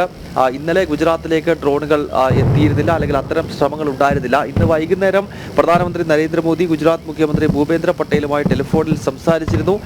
ഈ ഗുജറാത്തിലെ അതിർത്തികളിൽ കൃത്യമായ ജാഗ്രത പുലർത്തണം എന്ന് പ്രധാനമന്ത്രി ഗുജറാത്ത് മുഖ്യമന്ത്രിയോട് സംസാരിച്ചിരുന്നു. കാരണം പാക് ഭീകരവാദികളുടെയും പാകിസ്ഥാൻ പാകിസ്ഥാന്റെയും പ്രധാന ലക്ഷ്യങ്ങളിലൊന്ന് തീർച്ചയായിട്ടും ഗുജറാത്ത് പോലെയുള്ള സംസ്ഥാനങ്ങളാകും എന്ന കാര്യത്തിൽ സംശയമൊന്നുമില്ല. പക്ഷേ ഇന്നലെ പാകിസ്ഥാൻ എന്തുകൊണ്ടോ ഗുജറാത്തിലേക്ക് ഒരു പ്രകോപനത്തിന് ശ്രമിച്ചിരുന്നില്ല. പക്ഷേ ഇന്നിപ്പോൾ പാകിസ്ഥാനുമായി അതിർത്തി പങ്കിടുന്ന സംസ്ഥാനങ്ങളിലൊന്നായ ഗുജറാത്തിലും പ്രകോപനം ഉണ്ടായിട്ടുണ്ട്. ചില ഡ്രോണുകൾ കച്ചിലും മറ്റും എത്തിയിരിക്കുന്നു. എന്നാൽ അതിനെ കൃത്യമായിട്ട് തന്നെ നമ്മുടെ സൈന്യം നിർവീര്യമാക്കിയിട്ടുണ്ട്. എങ്കിൽ പോലും ഗുജറാത്തും ഇപ്പോൾ ഈ 20 ലൊക്കേഷനുകൾ ഇന്നത്തെ രാത്രിയിൽ പാകിസ്ഥാൻ ലക്ഷ്യമിട്ടിരിക്കുന്നത് 20 സ്ഥലങ്ങളാണ്. അതിൽ സൈനിക കേന്ദ്രങ്ങളുണ്ട്, അതോടൊപ്പം തന്നെ ജനവാസ കേന്ദ്രങ്ങളും നഗരങ്ങളുമുണ്ട്. അതിൽ ഗുജറാത്ത് എന്ന സംസ്ഥാനം കൂടി അതിലേക്ക് ഉൾപ്പെടുന്നുണ്ട്. അതെ, ഗുജറാത്ത് കൂടി അവരുടെ ആക്രമണത്തിന് അവർ ഗുജറാത്തിനെ കൂടി അവർ ലക്ഷ്യം വെക്കുന്നു എന്നുള്ളതാണ്. അതിർത്തി സംസ്ഥാനം എന്നുള്ള നിലയിലാണ് ഗുജറാത്തിനെ കൂടി കേന്ദ്രീകരിച്ചുള്ള അവരുടെ ആക്രമണം. അപ്പോൾ ജമ്മു കാശ്മീർ മാത്രമല്ല, അതിനോട് ചേർന്ന് കിടക്കുന്ന ജമ്മു കാശ്മീർ, അതുപോലെ തന്നെ ഹിമാചൽ പ്രദേശിൻ്റെ ചില ഭാഗങ്ങൾ, അതേപോലെ തന്നെ പഞ്ചാബ്, അതേപോലെ തന്നെ ഗുജറാത്ത് തുടങ്ങിയ മേഖലകളിലൊക്കെ അവരുടെ പാകിസ്ഥാൻ്റെ ആക്രമണം വരാനുള്ള സാധ്യതകൾ കൃത്യമായി മനസ്സിലാക്കിക്കൊണ്ട് ഇവിടെയൊക്കെ പാകിസ്ഥാൻ്റെ ആക്രമണത്തെ ചെറുക്കാനുള്ള സംവിധാനങ്ങൾ, അത് നാവിക രംഗത്തായാലും കരസേനാ രംഗത്തായാലും ഒക്കെ തന്നെ നമ്മൾ കൃത്യമായി അത് വ്യോമയാന രംഗത്ത് വരെ നമ്മൾ കൃത്യമായി അതിനെ ചെറുക്കാനുള്ള സംവിധാനങ്ങൾ നമ്മൾ ഒരുക്കിയിട്ടുണ്ട്. അതുകൊണ്ടാണ് ഇതൊക്കെ കൃത്യമായി നമുക്ക് ചെറുക്കാൻ സാധിക്കുന്നത്. പക്ഷേ ഇത്തരത്തിൽ തുടർച്ചയായി ഇത്തരത്തിൽ തുരുതുര ഡ്രോണുകൾ പായിക്കുന്നത് കൃത്യമായി ചെറുക്കുന്നു. അതിൽ 1-2 എണ്ണം ചിലയിടങ്ങളിൽ വീണിട്ടുണ്ടെങ്കിലും നാശനഷ്ടങ്ങളൊന്നും ഉണ്ടാകുന്നില്ല. ഗൗതം അതാണ് പറഞ്ഞത്, 1-2 ഡ്രോണുകൾ പതിച്ചു എന്നുള്ള കാര്യം സ്വാഭാവികമായി സംഭവിക്കുന്ന കാര്യങ്ങളാണ്. പക്ഷേ ഈ രാത്രിയിലും ഇരുട്ടിൻ്റെ മറവിൽ അവർ നടത്തുന്ന ഈ ആക്രമണത്തെ കൃത്യമായി ചെറുക്കാൻ ഭാരതത്തിന് കഴിയുന്നു എന്നുള്ളതാണ്. പാകിസ്ഥാന്റെ പ്രധാനമന്ത്രിയുടെ വസതിക്ക് തൊട്ടടുത്ത് വരെ സ്ഫോടനം നടത്താൻ നമുക്ക് കഴിഞ്ഞു എന്നുള്ളതാണ്. വേണമെങ്കിൽ അവരുടെ തലസ്ഥാനത്തും അവരുടെ ഭരണസിരാ കേന്ദ്രത്തെ വിറപ്പിക്കാനും നമുക്ക് കഴിയുമെന്ന് ഇന്നലെ നമ്മൾ മനസ്സിലാക്കി കൊടുത്തതാണ്. അടി കിട്ടിയിട്ടും മനസ്സിലാവുന്നില്ല, വീണ്ടും അവർ പ്രകോപനങ്ങൾ സൃഷ്ടിക്കുകയാണ്. ഭാരതത്തെ കൊണ്ട് മനഃപൂർവ്വം യുദ്ധം ചെയ്യിക്കുകയാണ്. നമ്മൾ സാധാരണക്കാരെ കൊലപ്പെടുത്താൻ ആഗ്രഹിക്കുന്നില്ല. കൃത്യമായി അവിടുത്തെ സാധാരണ ജനങ്ങളെ നമ്മൾ ലക്ഷ്യം വെക്കുന്നില്ല. ഭീകരവാദ കേന്ദ്രങ്ങളെയാണ് നമ്മൾ ആദ്യം ആക്രമിച്ചത്. ഇങ്ങോട്ടേക്ക് നമ്മുടെ സാധാരണക്കാരായ 10-16 പേരെ കൂടി അവർ ആക്രമണം നടത്തി കൊലപ്പെടുത്തിയപ്പോഴാണ് നമ്മൾ കൃത്യമായി അവരുടെ നഗരപ്രദേശങ്ങളിലേക്ക് നമ്മളുടെ യുദ്ധവിമാനങ്ങൾ പായിച്ചത്. ഇന്നലെ അപകട സൂചനകൾ നൽകി അവിടെ സ്ഫോടനങ്ങൾ നടത്തി. പഠിക്കുന്നില്ല പാകിസ്ഥാൻ, വീണ്ടും അതിർത്തിയിൽ പ്രകോപനം കാട്ടുകയാണ്. ഉറങ്ങിക്കിടക്കുന്ന സിംഹത്തെയാണ് പാകിസ്ഥാൻ ഉണർത്താൻ ശ്രമിക്കുന്നത്. ഉണർന്നു നിൽക്കുന്ന സിംഹത്തെ അത്ര പെട്ടെന്ന് ചെറുക്കാനുമാവില്ല. എന്തായാലും സുദർശന സംവിധാനത്തിലൂടെ നമ്മൾ കൃത്യമായി അവരുടെ ഇത്തരത്തിലുള്ള ഒളിഞ്ഞും തെളിഞ്ഞുമുള്ള ആക്രമണത്തെ നമ്മൾ ചെറുക്കുന്നുണ്ട്. ഗൗതം, യുദ്ധമേഖലയിൽ നിന്ന് മനസ്സിലാവുന്നത് 2 ദിവസമായി, പ്രത്യേകിച്ചും ഇന്നലെ മുതൽ രാത്രി കാലത്താണ് പാകിസ്ഥാൻ്റെ ആക്രമണം. അത് കൃത്യമായി അതുകൊണ്ടായിരിക്കുമല്ലോ ഈ വെളിച്ച സംവിധാനങ്ങൾ ഇല്ലാതാക്കി അവരുടെ ആക്രമണത്തെ പരമാവധി ജനവാസ മേഖലകൾ അതിൽ നിന്നും രക്ഷപ്പെടാൻ വേണ്ടി കൃത്യമായി ലൈറ്റുകൾ ഓഫാക്കിക്കൊണ്ടുള്ള ഒരു പ്രത്യേക തയ്യാറെടുപ്പുകൾ കൂടി നമ്മൾ നടത്തുന്നുണ്ടല്ലോ. അപ്പോൾ ഈ ആക്രമണം നടക്കുന്നത് അവർക്ക് കൃത്യമായി നമ്മുടെ ജനവാസ മേഖലകൾ മനസ്സിലാകാതെയാണോ അവർ ഈ ഡ്രോണുകൾ പായിച്ചുകൊണ്ടിരിക്കുന്നത്, അതോ നമ്മുടെ ജനവാസ മേഖലകൾ പകൽ സമയങ്ങളിൽ കൃത്യമായി മനസ്സിലാക്കി രാത്രികാലത്ത് അങ്ങോട്ടേക്ക് ഡ്രോൺ പായിക്കാനുള്ള ശ്രമമായിരിക്കുമല്ലോ നടത്തുന്നത്? അതേപ്പറ്റി എന്തെങ്കിലും നമുക്ക് ഈ വിവരം ഈ ഘട്ടത്തിൽ പറയാൻ കഴിയുമോ ഗൗതം?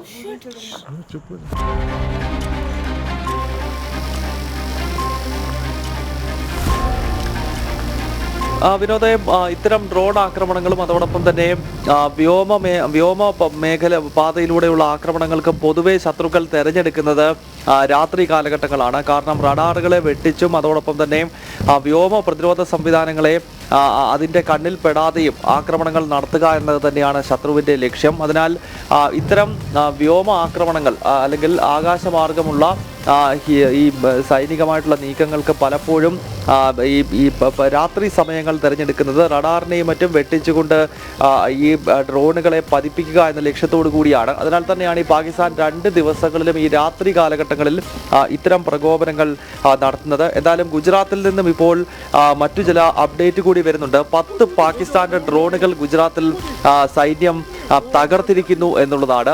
നേരത്തെ നമ്മൾ സൂചിപ്പിച്ചിരുന്നു, ഇന്നത്തെ രാത്രിയിലാണ് ഗുജറാത്തിന് നേരെ കൂടി ഇപ്പോൾ പാകിസ്ഥാന്റെ പ്രകോപനം വന്നിരിക്കുന്നത്. പാകിസ്ഥാനിലെ ഇസ്ലാമിക ഭീകര ശക്തികൾ കലയിലും അസ്വസ്ഥതയുണ്ടാക്കുന്ന ഒരു സ്ഥലം തന്നെയാണ് ഗുജറാത്ത് എന്ന കാര്യം നമുക്ക് അറിയാം. കാരണം ഹിന്ദുത്വ ദേശീയതയുടെ ഒരു പ്രധാനപ്പെട്ട കേന്ദ്രമാണ്. ഭാരതത്തിന്റെ പ്രധാനമന്ത്രിയുടെയും ഭാരതത്തിന്റെ കരുത്തനായ ആഭ്യന്തരമന്ത്രിയുടെയും ഒക്കെ സ്വന്തം നാടാണ്. ഭാരതമെന്ന രാഷ്ട്രത്തെ, പ്രത്യേകിച്ച് ജമ്മു കാശ്മീർ ഉൾപ്പെടെയുള്ള ഭൂപ്രദേശത്തെ ഇന്ന് ഒന്നാക്കി നിർത്തുന്നതിൽ ഏറ്റവും സുപ്രധാനമായ പങ്ക് വഹിച്ച ഈ രാഷ്ട്രത്തിന്റെ ഉരുക്കു മനുഷ്യൻ നമ്മുടെ ആദ്യത്തെ ഉപപ്രധാനമന്ത്രിയൊക്കെ ആയ സർദാർ വല്ലഭഭായ് പട്ടേലിന്റെ നാടാണ്. അങ്ങനെ ഹിന്ദുത്വ ദേശീയതയുടെ വളക്കൂറുള്ള ആ മണ്ണ് പലപ്പോഴും ഇസ്ലാമിക ഭീകര ശക്തികൾ, പാകിസ്ഥാനി ഭീകരർ ലക്ഷ്യമിട്ടിട്ടുണ്ട്. ഏതായാലും ഇന്നും ഇപ്പോൾ ഡ്രോണുകൾ ഉപയോഗിച്ചുകൊണ്ട് ഗുജറാത്തിന്റെ മണ്ണിൽ പ്രശ്നങ്ങൾ സൃഷ്ടിക്കാനാണ് പാകിസ്ഥാൻ ശ്രമിച്ചത്. 10 ഡ്രോണുകൾ ഇപ്പോൾ കച്ചിൽ ഭാരതത്തിന്റെ സൈന്യം നിർവീര്യമാക്കിയിരിക്കുന്നു. പാകിസ്ഥാന്റെ 10 ഡ്രോണുകൾ ഗുജറാത്തിൽ തകർത്തിരിക്കുന്നു എന്നതാണ് ഈ മണിക്കൂറിലെ ഏറ്റവും പ്രധാനപ്പെട്ട അപ്ഡേറ്റ്സുകളിലൊന്ന്. ഒപ്പം രാജസ്ഥാനിലും പാകിസ്ഥാന്റെ 10 ഡ്രോണുകൾ നിർവീര്യമാക്കി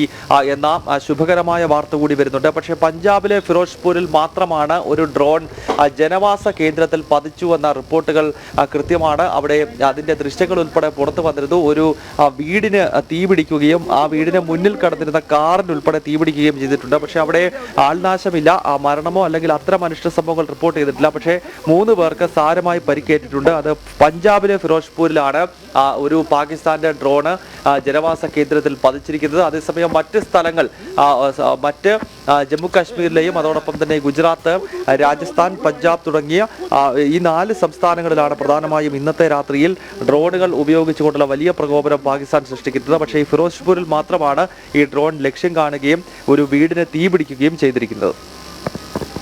കൃത്യമായി നമുക്ക് ജമ്മു കാശ്മീരിൽ അവർ നടത്തിയ ആക്രമണത്തെയൊക്കെ ചെറുക്കാൻ വേണ്ടി സാധിക്കുന്നുണ്ട്.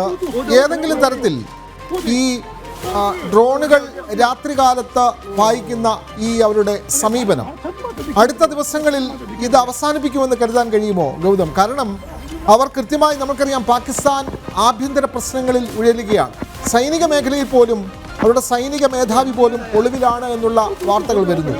അവിടുത്തെ പ്രധാനമന്ത്രിക്ക്, അവിടുത്തെ ഭരണാധികാരിക്ക് പോലും നരേന്ദ്രമോദിയുടെ പേര് പറയാൻ പോലും പാടാണ് എന്നുള്ള വാർത്തകൾ വരുന്നു. അവിടുത്തെ പാർലമെന്റിൽ അവിടുത്തെ ജനപ്രതിനിധികൾ വിങ്ങിപ്പൊട്ടി അവരുടെ വികാരം പ്രകടിപ്പിക്കുന്നു.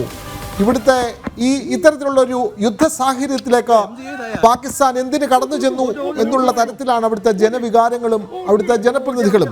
നന്ദഗോപൻ കൂടി ചേർന്നു. നന്ദഗോപൻ, പാകിസ്ഥാൻ എന്ത് വിചാരിച്ചിട്ടാണ് ഇങ്ങനെയൊക്കെ തുടങ്ങുന്നത്? അവർക്ക് ഭാരതത്തെ ആക്രമിക്കാനുള്ള ശേഷിയില്ല എന്ന് അവർക്ക് തന്നെ അറിയാം. അവിടുത്തെ ഭരണാധികാരികൾക്ക് തന്നെ അറിയാം.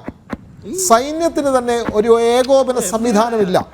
സൈനിക മേധാവി തന്നെ ഒളിവിലാണ് അല്ലെങ്കിൽ കസ്റ്റഡിയിലാണ് എന്നുള്ള വാർത്തകളൊക്കെ വരുന്നു. സൈനിക സംവിധാനം പോലും കാര്യക്ഷമമാക്കാൻ കഴിയാതെ ഭാരതത്തിന് മേൽ അനാവശ്യമായി ഭാരതത്തെ പ്രകോപിപ്പിക്കുന്ന സമീപനം, ഈ അടുത്ത ദിവസങ്ങളിൽ ഇവർ ഇത് അവസാനിപ്പിക്കുമോ, അതോ ഭാരതത്തെ കൊണ്ട് യുദ്ധം ജയിച്ചേ അടങ്ങുകയുള്ളോ? നന്ദഗോപൻ. വിനോദ, നയതന്ത്ര വിദഗ്ധരുടെ ഭാഗത്തുനിന്നും അത്തരം സൂചനകളൊന്നും തന്നെ, അതായത് ഈ യുദ്ധം, അതായത് ഇപ്പോൾ നിലവിൽ പ്രഖ്യാപിത ഒരു യുദ്ധമല്ല. ഈ പാകിസ്ഥാൻ നടത്തിയ, ഭാരതത്തിനെതിരെ നടത്തിയ ആക്രമണങ്ങൾക്ക് പ്രത്യാക്രമണങ്ങൾ നടത്തുക എന്നുള്ളത് മാത്രമാണ് ഇപ്പോൾ ചെയ്തു വരുന്നത്. മറിച്ച് ഒരു പ്രഖ്യാപിത യുദ്ധത്തിലേക്ക് ഭാരതം കടന്നിട്ടില്ല. അങ്ങനെ ഒരു പ്രഖ്യാപിത യുദ്ധത്തിലേക്ക് ഭാരതം കടക്കുന്ന പക്ഷം 24 മണിക്കൂർ പോലും പാകിസ്ഥാന്റെ സൈനിക ശേഷിക്ക് ഭാരതത്തിന് മുന്നിൽ പിടിച്ചു നിൽക്കാൻ കഴിയില്ല എന്നുള്ളതാണ് യാഥാർത്ഥ്യം. അത് ഈ കഴിഞ്ഞ മണിക്കൂറുകളിൽ, കഴിഞ്ഞ രാത്രികളിൽ ഇതിനോടകം തന്നെ ബോധ്യമായ കാര്യമാണ്. ഏതാണ്ട് 36 കേന്ദ്രങ്ങൾ, ലേ മുതൽ അതേപോലെ തന്നെ കച്ച് വരെയുള്ള ഗുജറാത്തിന്റെ മേഖലകൾ കേന്ദ്രീകരിച്ചുകൊണ്ട് 36 കേന്ദ്രങ്ങളായിരുന്നു പാകിസ്ഥാൻ ലക്ഷ്യമിട്ട് ഡ്രോണുകൾ അയച്ചത്. പലതവണ ആക്രമണങ്ങൾ ഉണ്ടായി. ഏതാണ്ട് 300 മുതൽ 400 ഡ്രോണുകൾ വരെ ഈ മേഖലകളിലേക്ക് അയച്ചു എന്നുള്ളതാണ് ഇന്നിപ്പോൾ പ്രതിരോധ മന്ത്രാലയം വ്യക്തമാക്കിയിരിക്കുന്നത്. ഇത്രയും ഡ്രോണുകൾ അടക്കം, ഇത്രയും ആക്രമണങ്ങൾ, അതിനെ പ്രതിരോധിക്കുവാൻ വേണ്ടി ഭാരതം സുസജ്ജമായി തന്നെ നിലനിന്നിരുന്നു. എന്നാൽ വരും ദിവസങ്ങളില്ലെങ്കിൽ വരും മണിക്കൂറുകളിൽ എന്താണ് പാകിസ്ഥാന്റെ അവസ്ഥ? പാകിസ്ഥാൻ 2 തരത്തിലും ഇതിനോടകം തന്നെ പാകിസ്ഥാന്റെ ഭാഗത്തുനിന്നും അഭിപ്രായം ഉയർന്നു എന്നുള്ളതാണ്. ഒരു കോണിൽ കൂടി വിദേശ സഹായങ്ങൾ, തങ്ങളുടെ പക്കൽ മറ്റ് ധനമില്ല, മറ്റ് തങ്ങളോടൊപ്പം നിൽക്കുന്ന ശക്തികൾ തങ്ങളെ സഹായിക്കണമെന്നുള്ള ആവശ്യം ഇതിനോടകം തന്നെ പാകിസ്ഥാൻ ഉയർത്തി കഴിഞ്ഞു. ഇതിനോടൊപ്പം തന്നെ ഭാരതത്തിനെതിരെ വീണ്ടും മദ്രസയിലെ വിദ്യാർത്ഥികളെ അടക്കം അണിചേർത്തുകൊണ്ട് യുദ്ധത്തിലേക്ക് ഇറങ്ങും എന്നുള്ളത് അത്തരം സൂചനകൾ ഈ പാകിസ്ഥാന്റെ പ്രതിരോധ മന്ത്രി അവിടുത്തെ പാർലമെന്റിലടക്കം നടത്തിയ പ്രസ്താവനകൾ അത് അടക്കം ഭാരതത്തിന്റെ ശ്രദ്ധയിൽ അത് ഉൾക്കൊണ്ടിട്ടുണ്ട്. അതിനനുസരിച്ചുള്ള നീക്കങ്ങളാണ് ഭാരതം കൃത്യമായി തന്നെ പ്ലാൻ ചെയ്യുന്നത്. അതായത് ഒരു തരത്തിലുള്ള വിട്ടുവീഴ്ചകൾക്കും അല്ലെങ്കിൽ ഒരു തരത്തിലേക്കും പിന്നോട്ട് പോകേണ്ട ഒരു നിലപാട് നിലവിൽ ഭാരതത്തിന് ഇല്ല എന്നുള്ളതാണ്. അതുകൊണ്ട് തന്നെ 3 സൈനിക മേധാവിമാരെയും കര, വ്യോമ, നാവിക സേനാ മേധാവിമാരെ ഇതിനോടകം തന്നെ പ്രധാനമന്ത്രി അവരുമായി നേരിൽ കൂടിക്കാഴ്ച നടത്തിക്കൊണ്ട് നിലപാട് വ്യക്തമാക്കി കഴിഞ്ഞു. ഏത് രീതിയിൽ ആക്രമിക്കുന്നോ അതിന്റെ ഇരട്ടി പ്രഹരത്തിൽ തിരിച്ചാക്രമിക്കുവാൻ വേണ്ടിയുള്ള നിർദ്ദേശമാണ് നൽകിയിരിക്കുന്നത്. അതേസമയം തന്നെ വളരെ വ്യക്തമായൊരു നിർദ്ദേശം ഡൽഹിയിൽ നിന്നും നൽകിയിരിക്കുന്നത് എന്നുള്ളത് നമുക്ക് ബോധ്യമായത് അല്ലെങ്കിൽ സൂചനകൾ ലഭ്യമാകുന്നതനുസരിച്ച് പാകിസ്ഥാനിലെ സാധാരണക്കാരെയോ അല്ലെങ്കിൽ ഒരു സിവിലിയനെ പോലും അവരുടെ സ്വത്തുവകകൾക്കോ അവരുടെ സ്ഥാപന ജംഗമ വസ്തുക്കൾക്കോ ഒരു തരത്തിലുള്ള കേടുപാടുകളും ഭാരതത്തിന്റെ സൈന്യത്തിന്റെ ഭാഗത്തു നിന്നും വരുത്തി വെക്കരുത് എന്നുള്ള നിർദ്ദേശം കൃത്യമായി ഡൽഹിയിൽ നിന്നും നൽകിയിട്ടുണ്ട്. അതുകൊണ്ട് തന്നെയാണ് ഓപ്പറേഷൻ സിന്ദൂർ നടത്തിയ സമയത്തിൽ കൃത്യമായി 9 കേന്ദ്രങ്ങൾ മാത്രം ലക്ഷ്യം വെച്ചുകൊണ്ട് ഭാരതം ഓപ്പറേഷൻ നടത്തിയത്.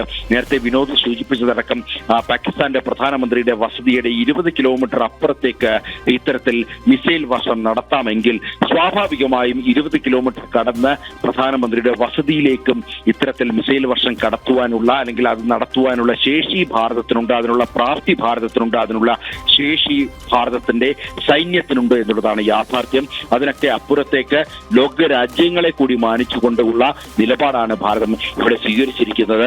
ലോകരാജ്യങ്ങൾ എങ്ങനെയാണ് ഈ കാര്യത്തെ നോക്കിക്കാണുന്നത് എന്നുള്ളതും കൃത്യമായി തന്നെ ഭാരതത്തിന്റെ വിദേശകാര്യ മന്ത്രാലയം വിലയിരുത്തുന്നുണ്ട്. വിവിധ രാജ്യങ്ങളുടെ വിദേശകാര്യ മന്ത്രാലയവുമായി ഭാരതത്തിന്റെ വിദേശകാര്യ മന്ത്രാലയം നിരന്തരം കമ്മ്യൂണിക്കേറ്റ് ചെയ്യുന്നുണ്ട്. അതുകൊണ്ട് തന്നെ മൊത്തം ലോക രാജ്യങ്ങൾ എടുക്കുന്ന നിലപാടുണ്ട്. ആഗോള ഭീകരതയ്ക്കെതിരെ ലോക രാജ്യങ്ങൾ എടുക്കുന്ന നിലപാടുണ്ട്. അത് ഭാരതത്തിന് അനുകൂലമായ നിലപാടാണ്. ഖത്തർ അടക്കമുള്ള രാജ്യങ്ങൾ ഇതിനോടകം തന്നെ ഭാരതത്തിന് ആ രീതിയിൽ അനുകൂലമായ നിലപാട് പ്രഖ്യാപിച്ചു കഴിഞ്ഞു. സ്വാഭാവികമായും പാകിസ്ഥാൻ ഇത്തരത്തിൽ ആഗോള ഭീകരത വളർത്തുന്നു എന്നുള്ള കാര്യം അത് തെളിവുകളോടുകൂടി തന്നെ ഭാരതത്തിന് തെളിയിക്കാൻ സാധിക്കുന്ന വസ്തുതയാണ്. ഹിസ്ബുൾ മുജാഹിദും അതേപോലെ തന്നെ അൽ-ഖ്വയ്ദയും അടക്കമുള്ള തീവ്രവാദ സംഘടനകൾക്ക് പല ലോക രാഷ്ട്രങ്ങളും ഇസ്ലാമിക രാഷ്ട്രങ്ങളടക്കം ഇരയായി എന്നുള്ളതാണ് യാഥാർത്ഥ്യം. ഈ യാഥാർത്ഥ്യങ്ങൾ തിരിച്ചറിഞ്ഞുകൊണ്ട് ഭാരതം നടത്തുന്ന പോരാട്ടത്തിനൊപ്പം ചേരുവാൻ വേണ്ടി ലോകരാഷ്ട്രങ്ങളും ഒപ്പം കൂടുമെന്നുള്ള കാര്യത്തിൽ തർക്കമില്ല. ഇതിനോടകം തന്നെ ഭാരതത്തിന്റെ പ്രധാനമന്ത്രിയാണേലും വിദേശകാര്യമന്ത്രിയാണേലും മറ്റ് മന്ത്രിസഭാ അംഗങ്ങളാണേലും ഒക്കെ തന്നെ മറ്റ് മന്ത്രാലയങ്ങളുമായി വിദേശത്തിലുള്ള മറ്റ് രാജ്യങ്ങളിലുള്ള മന്ത്രാലയങ്ങളുമായി കൃത്യമായി ബന്ധപ്പെട്ട് എന്താണ് ഭാരതത്തിൽ നടക്കുന്നത്, എന്താണ് പാകിസ്ഥാൻ ഭാരതത്തിനെതിരെ തുടുക്കുന്ന ആയുധം തുടങ്ങിയ കൃത്യമായ വിവരങ്ങൾ അവർ പങ്കുവെക്കുന്നു എന്നുള്ളതാണ് യാഥാർത്ഥ്യം. എന്താണ് നിലവിലെ സ്ഥിതിവിശേഷം എന്നതടക്കമുള്ള കാര്യങ്ങൾ UN അടക്കമുള്ള ഏജൻസികളെ കൃത്യമായി ഭാരതം ധരിപ്പിക്കുന്നുണ്ട്. ഇതിനോടകം തന്നെ അമേരിക്ക അടക്കമുള്ളവർ ഇതിനോടകം തന്നെ ഭാരതത്തിനെ പിന്തുണച്ചുകൊണ്ട് രംഗത്തെത്തുന്ന സാഹചര്യം ഉണ്ടായി. ഭാരതം ആഗോള ഭീകരതയ്ക്കെതിരെ ഭാരതം നടത്തുന്ന പോരാട്ടത്തിൽ പൂർണ്ണ പിന്തുണയാണ് US അടക്കമുള്ള രാജ്യങ്ങൾ ഇതിനോടകം തന്നെ പ്രഖ്യാപിച്ചത്. ഭാരതത്തിന് സ്വാഭാവികമായും ഇത് വർദ്ധിത ഊർജമാണ് എന്നുള്ള കാര്യത്തിൽ തർക്കമില്ല. പാകിസ്ഥാന്റെ സമസ്ത മേഖലകളിലുമുള്ള ഇത്തരം ഭീകരവാദ ക്യാമ്പുകളൊക്കെ അടിച്ചു തകർക്കുവാനും അല്ലെങ്കിൽ ഭീകരവാദത്തെ ഇല്ലാതാക്കുവാനുമുള്ള ശേഷി ഒരുപക്ഷെ ഒരു തുറന്ന യുദ്ധത്തിലേക്ക് കടക്കുമ്പോൾ ഭാരതത്തിന് 24 മണിക്കൂറിനകം ഇതെല്ലാം തന്നെ ഇല്ലാതാക്കുവാനുള്ള ശേഷി ഇപ്പോൾ ഭാരതത്തിനുണ്ട്. അതിനുള്ള സൈനിക ശേഷിയുണ്ട്, ആൾബലമുണ്ട് ഭാരതത്തിനൊപ്പം തന്നെ. അതേപോലെ തന്നെ ആധുനിക സാങ്കേതിക വിദ്യ ഭാരതത്തിനൊപ്പം ഉണ്ട്.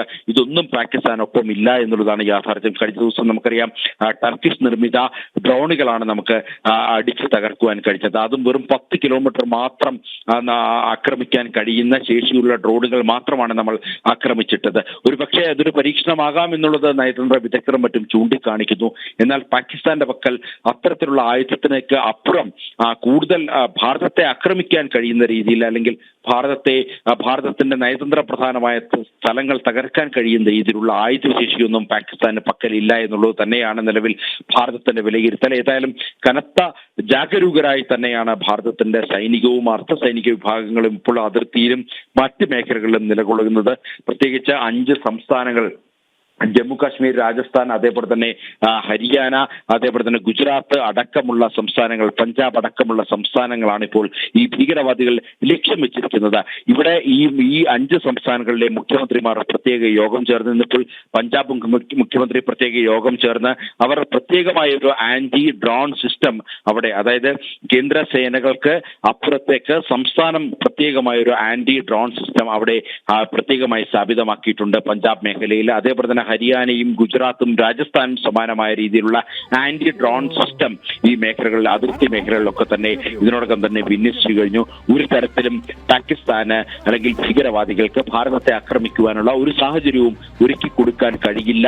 അത് ഇതിനോടകം തന്നെ വിവിധ സൈനിക, ഭാരതത്തിന്റെ 3 സൈനിക മേധാവിമാരുമായും മുൻ മേധാവിമാരുമായും അതേപോലെ തന്നെ ഉന്നത ഉദ്യോഗസ്ഥരുമായും ഒക്കെ തന്നെ ചർച്ച ചെയ്ത് ഭാരതത്തിന്റെ പ്രധാനമന്ത്രിയും അതേപോലെ തന്നെ NSAയും ഒക്കെ തന്നെ അജിത് ഡോവൽ അടക്കമുള്ളവർ അത് കൃത്യമായി വിലയിരുത്തിയതിന്റെ അടിസ്ഥാനത്തിൽ ഇപ്പോൾ കൂടുതൽ സൈനിക വിന്യാസങ്ങൾ ഈ ജമ്മു കാശ്മീർ മേഖലയിലേക്കും അതേപോലെ തന്നെ രാജസ്ഥാന്റെ ജയ്സാൽമീർ അടക്കമുള്ള മേഖലയിലേക്കും കൂടുതൽ സൈനിക വിന്യാസം അടക്കം നടത്തിയിട്ടുണ്ട്. ഒപ്പം തന്നെ സൈനിക വിന്യാസം മാത്രമല്ല, ഭാരതത്തിന്റെ ആധുനിക ഇത്തരം ഉള്ള ഈ ആക്രമണ സംവിധാനങ്ങളൊക്കെ തന്നെ ഈ മേഖലകളിലേക്ക് ഒരുക്കി. ആകാശും അതേപോലെ തന്നെ L-70 അടക്കമുള്ള ഷിൽക്കി അടക്കമുള്ള സംവിധാനങ്ങൾ ഈ ജയ്സാൽമീറും അതേപോലെ തന്നെ ലേ മുതൽ കച്ച് വരെയുള്ള മേഖലകളാണ് കഴിഞ്ഞ ദിവസം പാകിസ്ഥാൻ ലക്ഷ്യമിട്ടത്. ഈ മേഖലകളിലൊക്കെ തന്നെ തികഞ്ഞ സുരക്ഷാ കവചമാണ് ഭാരതം ഒരുക്കിയിട്ടുള്ളത്. ഒരു തരത്തിലും സാധാരണക്കാർ, ഭാരതത്തിലെ ജനങ്ങൾ ഭയപ്പെടേണ്ട സാഹചര്യമില്ല എന്നുള്ളതാണ് പ്രധാനമായും ഭരണകൂടം വ്യക്തമാക്കുന്നത്. ഏതെങ്കിലും തരത്തിലുള്ള വ്യോമാക്രമണം ഉണ്ടായാൽ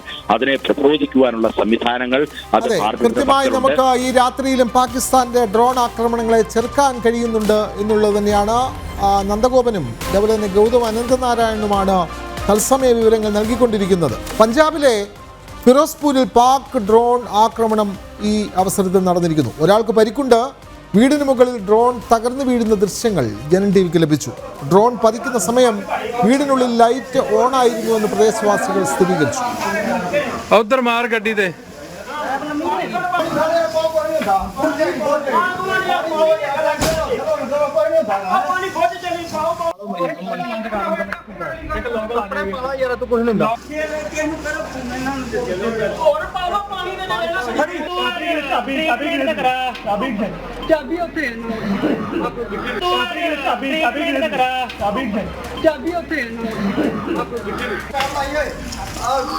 इधर पैप ज्यादा ना खिंच, पानी पा।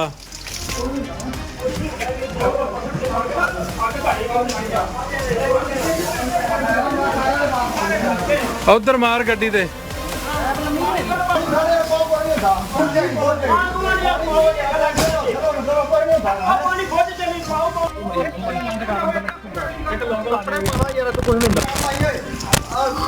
इधर पैप ज्यादा ना खिंच, पानी पा।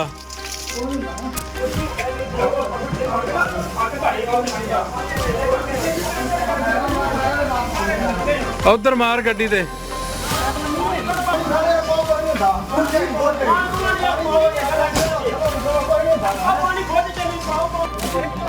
ജനൻ ടിവിക്ക് മാത്രമായി ലഭിച്ച എക്സ്ക്ലൂസീവ് ദൃശ്യങ്ങളാണ് ഇപ്പോൾ പ്രേക്ഷകർ കാണുന്നത്. പഞ്ചാബിലെ ഫിറോസ്പൂരിൽ പാകിസ്ഥാൻ നടത്തിയ ഡ്രോൺ ആക്രമണത്തിൻ്റെ ദൃശ്യങ്ങൾ. ഏതാനും പേർക്ക് പരിക്കേറ്റിട്ടുണ്ട്.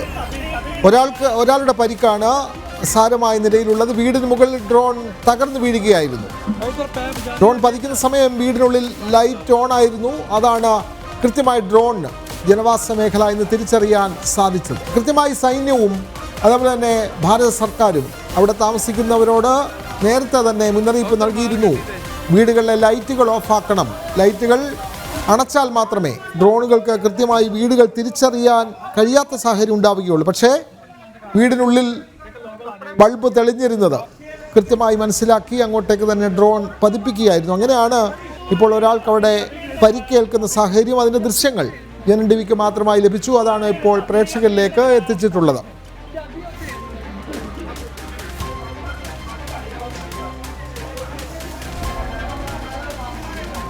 उधर मार गड्डी दे।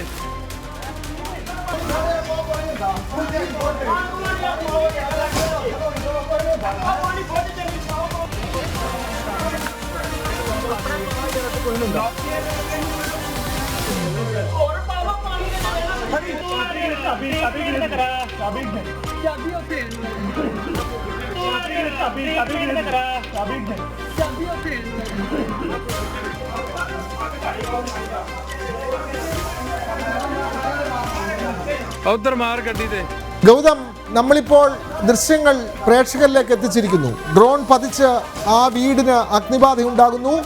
അവിടെ ഒരാൾക്ക് പരിക്കേൽക്കുന്ന സാഹചര്യം. ഇത്തരത്തിൽ നൂറുകണക്കിന് നിരവധി ഡ്രോണുകൾ അവർ നമ്മുടെ ജനവാസ മേഖലയിലേക്കും വളരെ പ്രധാനപ്പെട്ട കേന്ദ്രങ്ങളിലേക്കും പായിക്കുകയാണ്. അതിനെയൊക്കെ കൃത്യമായി നമ്മൾ തകർത്ത് തരിപ്പണമാക്കുന്നുണ്ട്. പക്ഷേ അതിലൊന്നോ രണ്ടോ ഒക്കെ നമ്മുടെ കണ്ണുവെട്ടിച്ച്, നമ്മുടെ സുദർശന സംവിധാനത്തിൻ്റെ കണ്ണുവെട്ടിച്ചൊക്കെ ചിലതൊക്കെ പതിക്കുന്നുമുണ്ട്. അപ്പോൾ ആ സംവിധാനം ഇല്ലായിരുന്നുവെങ്കിൽ ഭാരതത്തിന് എത്രമാത്രം നഷ്ടമായിരുന്നു ഉണ്ടാകുമായിരുന്നത്, എത്രയധികം ജനങ്ങൾ കഷ്ടപ്പെടുമായിരുന്നു, എത്ര ജീവനുകൾ നഷ്ടപ്പെടുമായിരുന്നു. നമ്മുടെ സൈനിക സംവിധാനത്തിൻ്റെ ഏറ്റവും മികവാർന്ന പ്രതിരോധമാണ് നമ്മൾ കാണുന്നത്.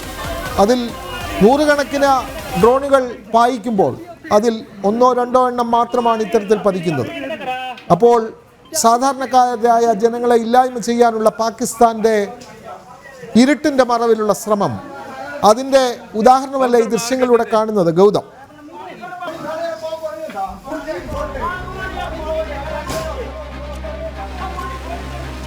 വിനോദേ, നൂറുകണക്കിന് ഡ്രോണുകൾ കഴിഞ്ഞ 2 ദിവസമായി പാകിസ്ഥാൻ പായിക്കുന്നുവെങ്കിലും അതിൽ ഒന്ന് മാത്രമാണ് ഇതിനകം ജനവാസ കേന്ദ്രത്തിൽ പതിച്ചിരിക്കുന്നത്.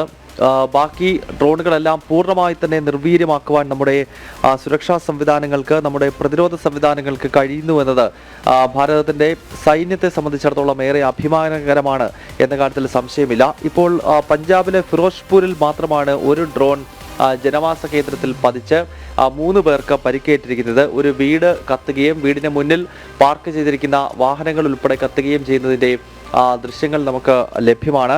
ബാക്കി സ്ഥലങ്ങളിൽ ഇതിൽ ഗുജറാത്ത്, രാജസ്ഥാൻ, പഞ്ചാബ്, ജമ്മു കശ്മീർ എന്നീ 4 പ്രദേശങ്ങളിലാണ് ഈ രാത്രിയിൽ പാകിസ്ഥാൻ ഡ്രോണുകൾ ഉപയോഗിച്ചുകൊണ്ട് 20 ലൊക്കേഷനുകൾ ലക്ഷ്യമിട്ടത്.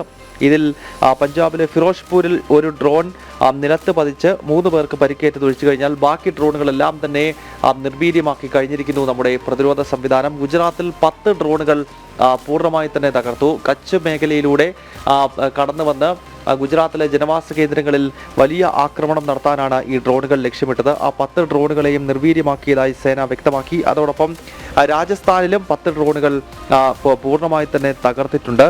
അതോടൊപ്പം ജമ്മു കശ്മീരിൽ ഏതാണ്ട് 7ഓളം സ്ഥലങ്ങളിൽ ഇന്ന് ഡ്രോൺ ആക്രമണത്തിന് പാകിസ്ഥാൻ ശ്രമിച്ചു.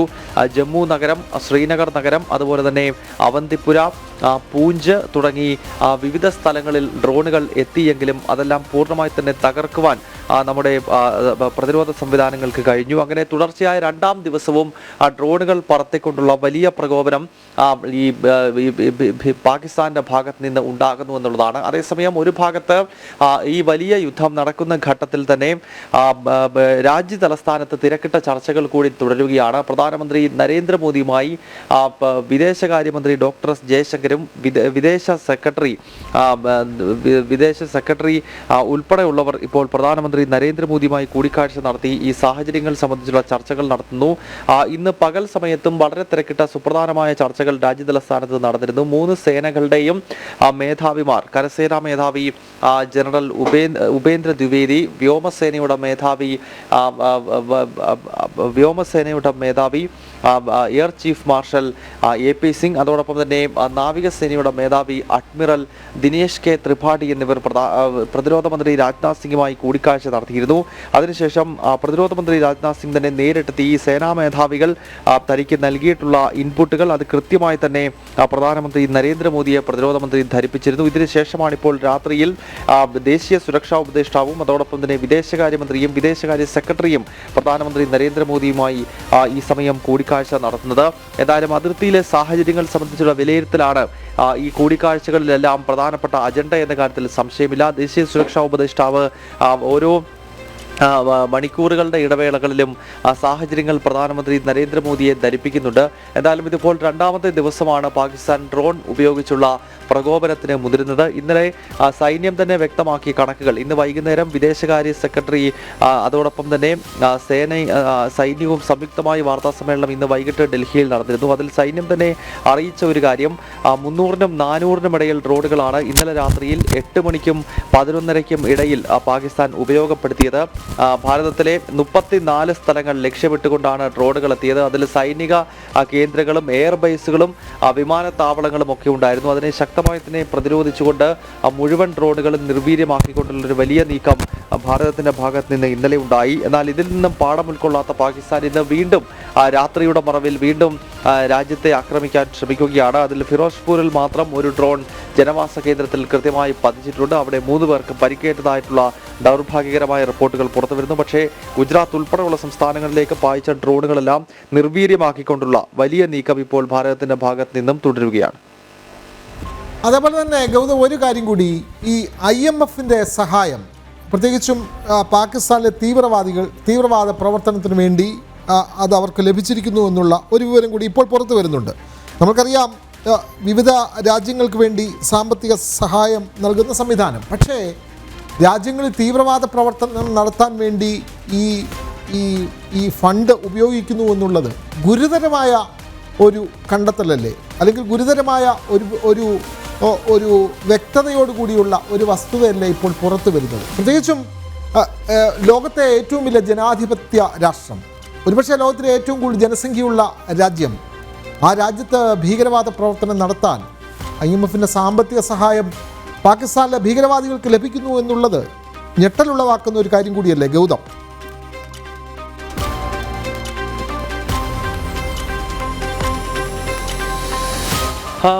വിനോദേ, ഈ IMFന്റെ ഫണ്ട് പാകിസ്ഥാന് അനുവദിക്കരുത് എന്ന നിലപാടാണ് ഭാരതത്തിനുള്ളത്. കാരണം ഇത്തരം ഫണ്ടുകൾ ഭീകരവാദ പ്രവർത്തനങ്ങൾക്കായി ഉപയോഗിക്കുന്നു എന്നത് ഭാരതത്തിന്റെ വർഷങ്ങളായിട്ടുള്ള ആരോപണമാണ്. മാത്രമല്ല പാകിസ്ഥാന് ഇത്തരം ഏജൻസികളും UN ഉൾപ്പെടെയുള്ളവർ നൽകുന്ന സഹായങ്ങൾ പൂർണ്ണമായി തന്നെ വെട്ടിച്ചുരുക്കണം എന്ന നിലപാട് പലപ്പോഴും ഭാരതത്തിനുണ്ട്. അതിന്റെ അടിസ്ഥാനപരമായ കാരണം പാകിസ്ഥാൻ ഭീകരവാദത്തെ താലോലിക്കുന്നു, ഭീകരവാദ സംഘടനകൾക്ക് പരിശീലനത്തിനുള്ള അനുമതി നൽകുന്നു, അവരെ താലോലിച്ച് വളർത്തുന്നു എന്നത് ഭാരതത്തിന്റെ ആരോപണം മാത്രമല്ല, അതിന് നിരവധി തെളിവുകൾ നമ്മുടെ രാജ്യത്ത് നടന്നിട്ടുള്ള വിധ്വംസക പ്രവർത്തനങ്ങൾ തന്നെയാണ്. കാരണം മുംബൈ ഭീകരാക്രമണമാണെങ്കിലും ഭാരതത്തിന്റെ പാർലമെന്റിന് നേരെ 2001-ൽ നടന്നിട്ടുള്ള ഭീകരാക്രമണമാണെങ്കിലും ഇതെല്ലാം പാകിസ്ഥാൻ സ്പോൺസർ ചെയ്തതാണ് എന്നത് തെളിവുകളുടെ അടിസ്ഥാനത്തിലാണ് ഭാരതം ആരോപണങ്ങൾ മുന്നോട്ട് വെച്ചിട്ടുള്ളത്.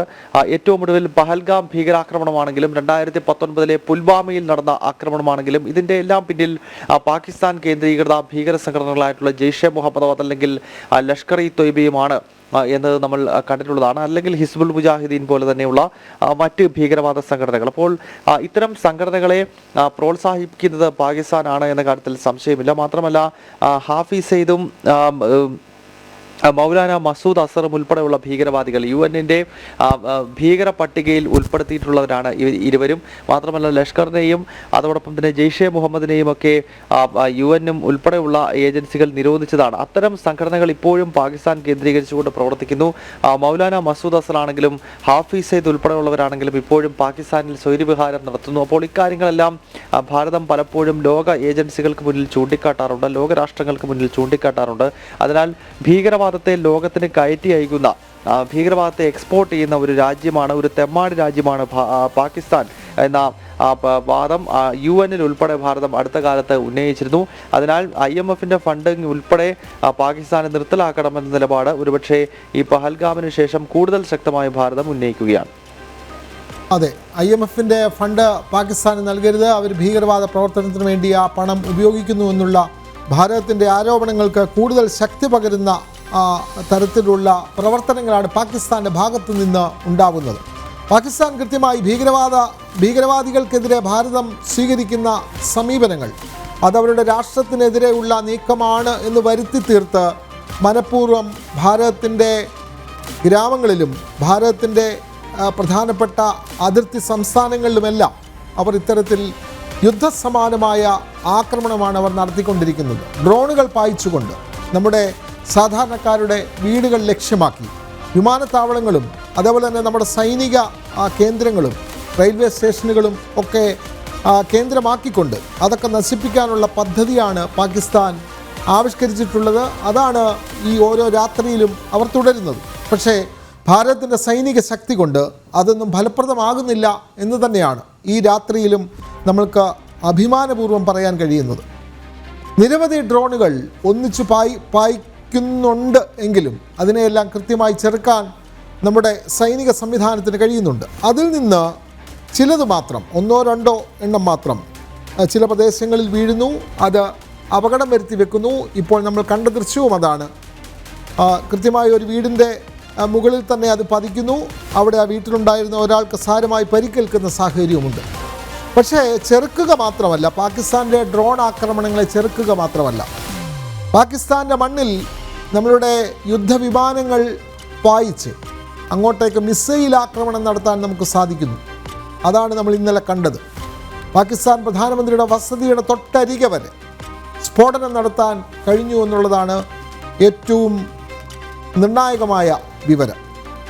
എന്നിട്ടും പാകിസ്ഥാൻ പാഠം പഠിക്കുന്നില്ല. വീണ്ടും ഈ രാത്രിയിലും അവർ ഭാരതത്തെ പ്രകോപിപ്പിക്കുന്നു. ഭാരതം അതിനെ കൃത്യമായി ചെറുക്കുന്നുമുണ്ട്. നന്ദഗോപൻ, ഇന്നും ഉന്നതതല യോഗം നടന്നിരുന്നല്ലോ. സൈനിക മേധാവിയുമായി കൂടിക്കാഴ്ച, പ്രതിരോധ മന്ത്രി, അതേപോലെ തന്നെ പ്രധാനമന്ത്രി തുടങ്ങിയ പ്രധാനപ്പെട്ട വ്യക്തികളെല്ലാം കൂടിക്കാഴ്ച നടത്തി. സൈന്യത്തിൻ്റെ നീക്കങ്ങളൊക്കെ കൃത്യമായ ധാരണയോടുകൂടി, കൃത്യമായ പദ്ധതികളോട് കൂടി ആണ് മുന്നോട്ട് നീക്കുന്നത് എന്നുള്ള കാര്യത്തിൽ സംശയമില്ല.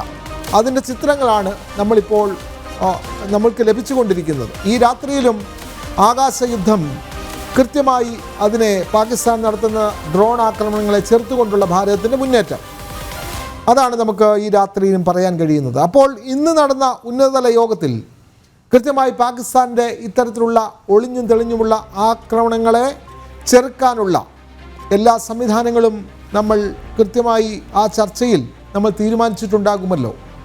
ഇനിയും ഇത്തരത്തിൽ ആക്രമണങ്ങൾ തുടർന്നാൽ, വേണ്ടി വന്നാൽ പാകിസ്ഥാനിലേക്ക് ഇന്നലത്തെ പോലെ യുദ്ധവിമാനങ്ങൾ പായിച്ച് കൃത്യമായ തിരിച്ചടി നൽകാൻ തന്നെയല്ലേ ഭാരതത്തിൻ്റെ തീരുമാനം? നന്ദഗോപൻ, ഏറ്റവും പ്രസക്തമായിട്ടുള്ളത് ഭാരതം ഇതുവരെയായിട്ടും ഭാരതത്തിന്റെ ആവനാഴിയിലെ ശസ്ത്രങ്ങളുടെ, അമ്പുകളുടെ 1% പോലും, ആയുധ ശേഖരങ്ങളുടെ 1% പോലും വിനിയോഗിച്ചിട്ടില്ല എന്നുള്ളതാണ് യാഥാർത്ഥ്യം. ഭാരതം യഥാർത്ഥത്തിൽ ഭാരതത്തിന്റെ വിരാട ഭാവത്തിലേക്ക് വരികയാണെങ്കിൽ പാകിസ്ഥാന് 24 മണിക്കൂർ പോലും ഭാരതത്തിന് മുന്നിൽ പിടിച്ചു നിൽക്കാൻ കഴിയില്ല എന്നുള്ളത് പ്രതിരോധ വിദഗ്ധരടക്കം ഇതിനോടൊപ്പം തന്നെ ചൂണ്ടിക്കാണിച്ചു കഴിഞ്ഞു. അതേസമയം തന്നെ ഭാരതം അത്തരമൊരു നിലപാടല്ല സ്വീകരിക്കുന്നത് എന്നുള്ളതാണ് യാഥാർത്ഥ്യം.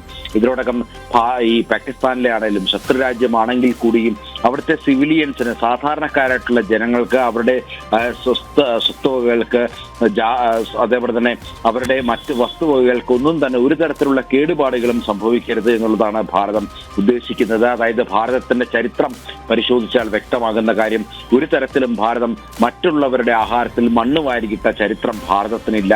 അതേസമയം ഭാരതത്തിന്റെ അന്നത്തിലേക്ക് മണ്ണ് വാരിയിട്ടവരെ വെറുതെ വിട്ട ചരിത്രവും ഭാരതത്തിനില്ല എന്നുള്ളതാണ് യാഥാർത്ഥ്യം. അതുകൊണ്ട് തന്നെ എല്ലാവിധ പ്രതിരോധവുമായി ഭാരതം രംഗത്ത് നിൽക്കുമ്പോൾ തന്നെ പാകിസ്ഥാനെതിരെ കർശനമായി തിരിച്ചടിക്കുവാൻ വേണ്ടിയുള്ള നീക്കങ്ങൾ ഇന്നിപ്പോൾ ഡൽഹി കേന്ദ്രീകരിച്ച് അത്തരം ചർച്ചകളായിരുന്നു നടന്നിരുന്നത്.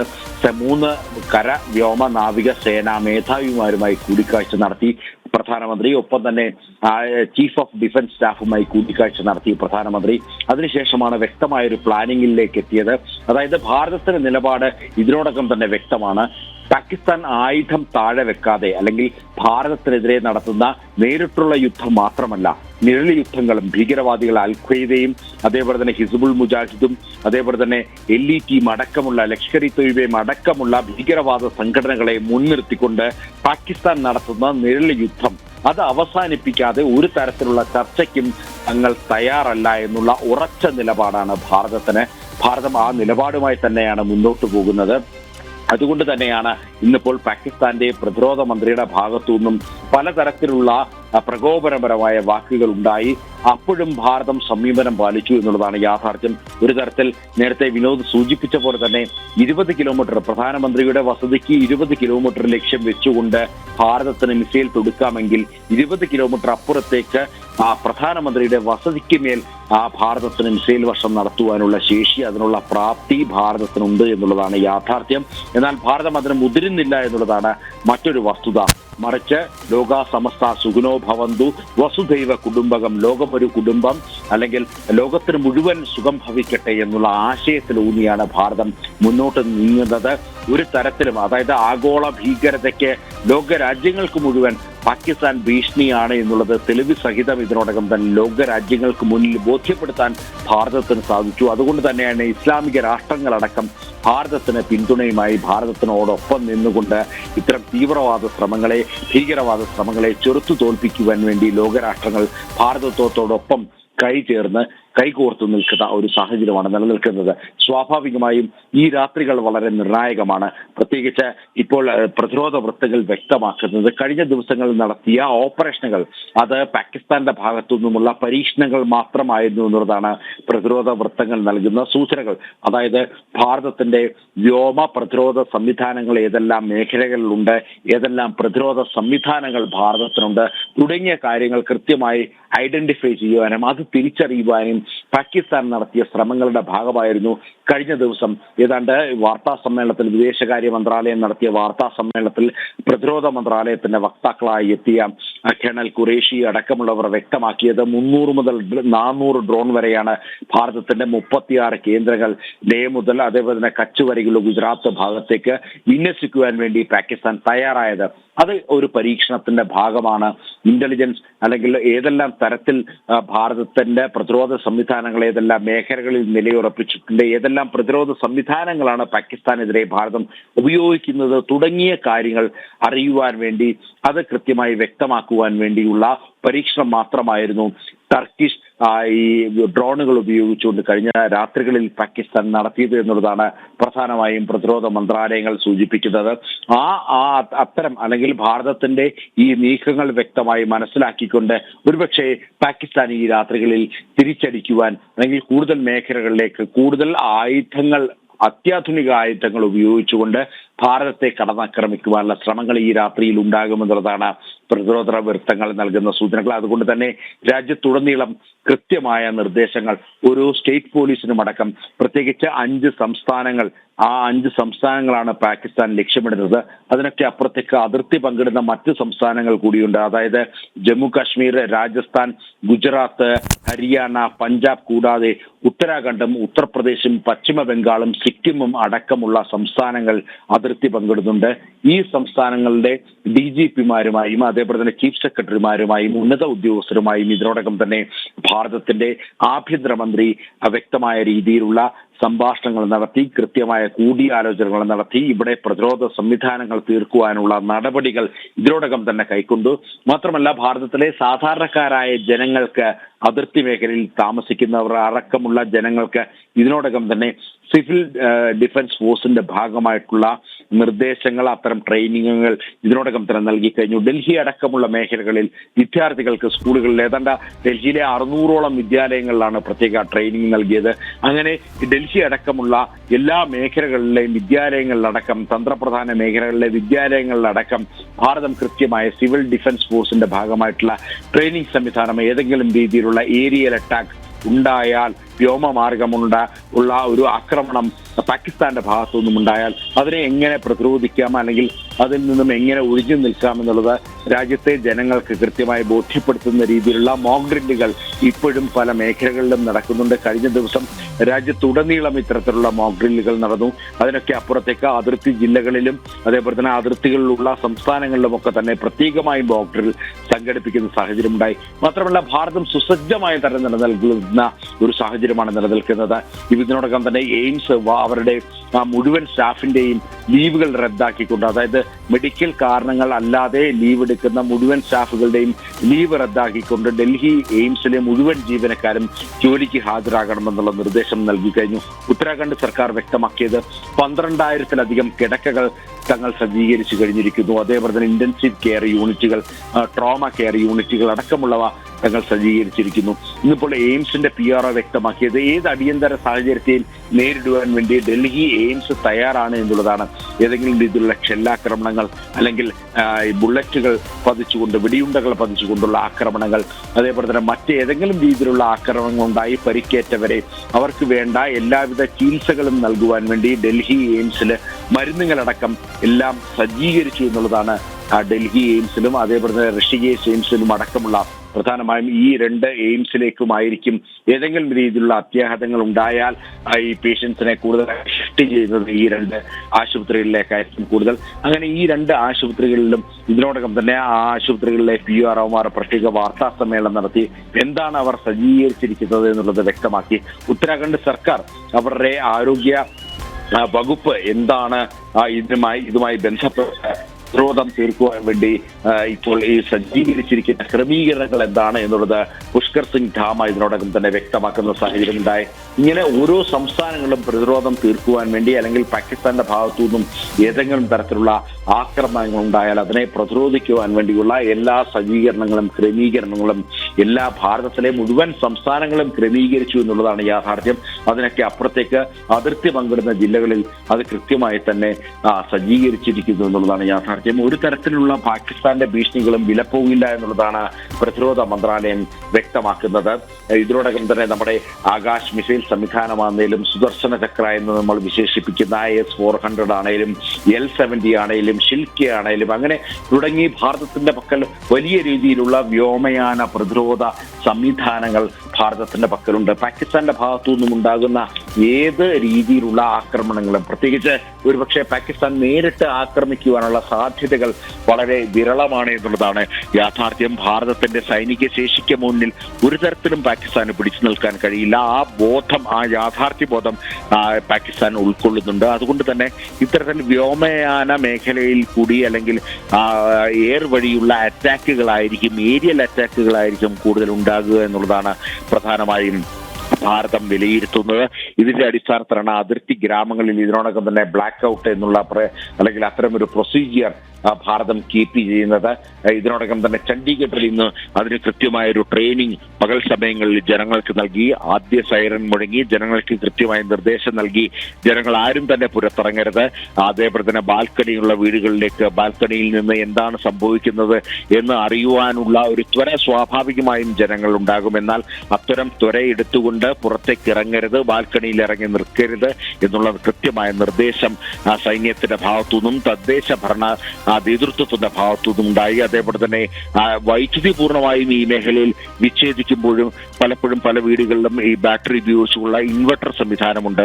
അത്തരം ഇൻവെർട്ടർ സംവിധാനം ഉപയോഗിച്ചുകൊണ്ട് ലൈറ്റുകൾ പ്രവർത്തിപ്പിക്കരുത്, അതേപോലെ തന്നെ ഒരു തരത്തിലുള്ള ഇലക്ട്രിക്കൽ ഉപകരണങ്ങളും പ്രവർത്തിപ്പിക്കരുത് എന്നുള്ള നിർദ്ദേശമാണ്, കർശന നിർദ്ദേശമാണ് നൽകിയിരിക്കുന്നത്. ഒപ്പം തന്നെ ഈ വീടുകളുടെ ജനൽ ചില്ലുകൾ വഴി വെളിച്ചം പുറത്തേക്ക് കടക്കാത്ത രീതിയിലുള്ള ബന്ധോ സംവിധാനം ഒരുക്കണം എന്നുള്ള നിർദ്ദേശമാണ് പ്രധാനമായും ഭരണകൂടം നൽകിയിരിക്കുന്നത്.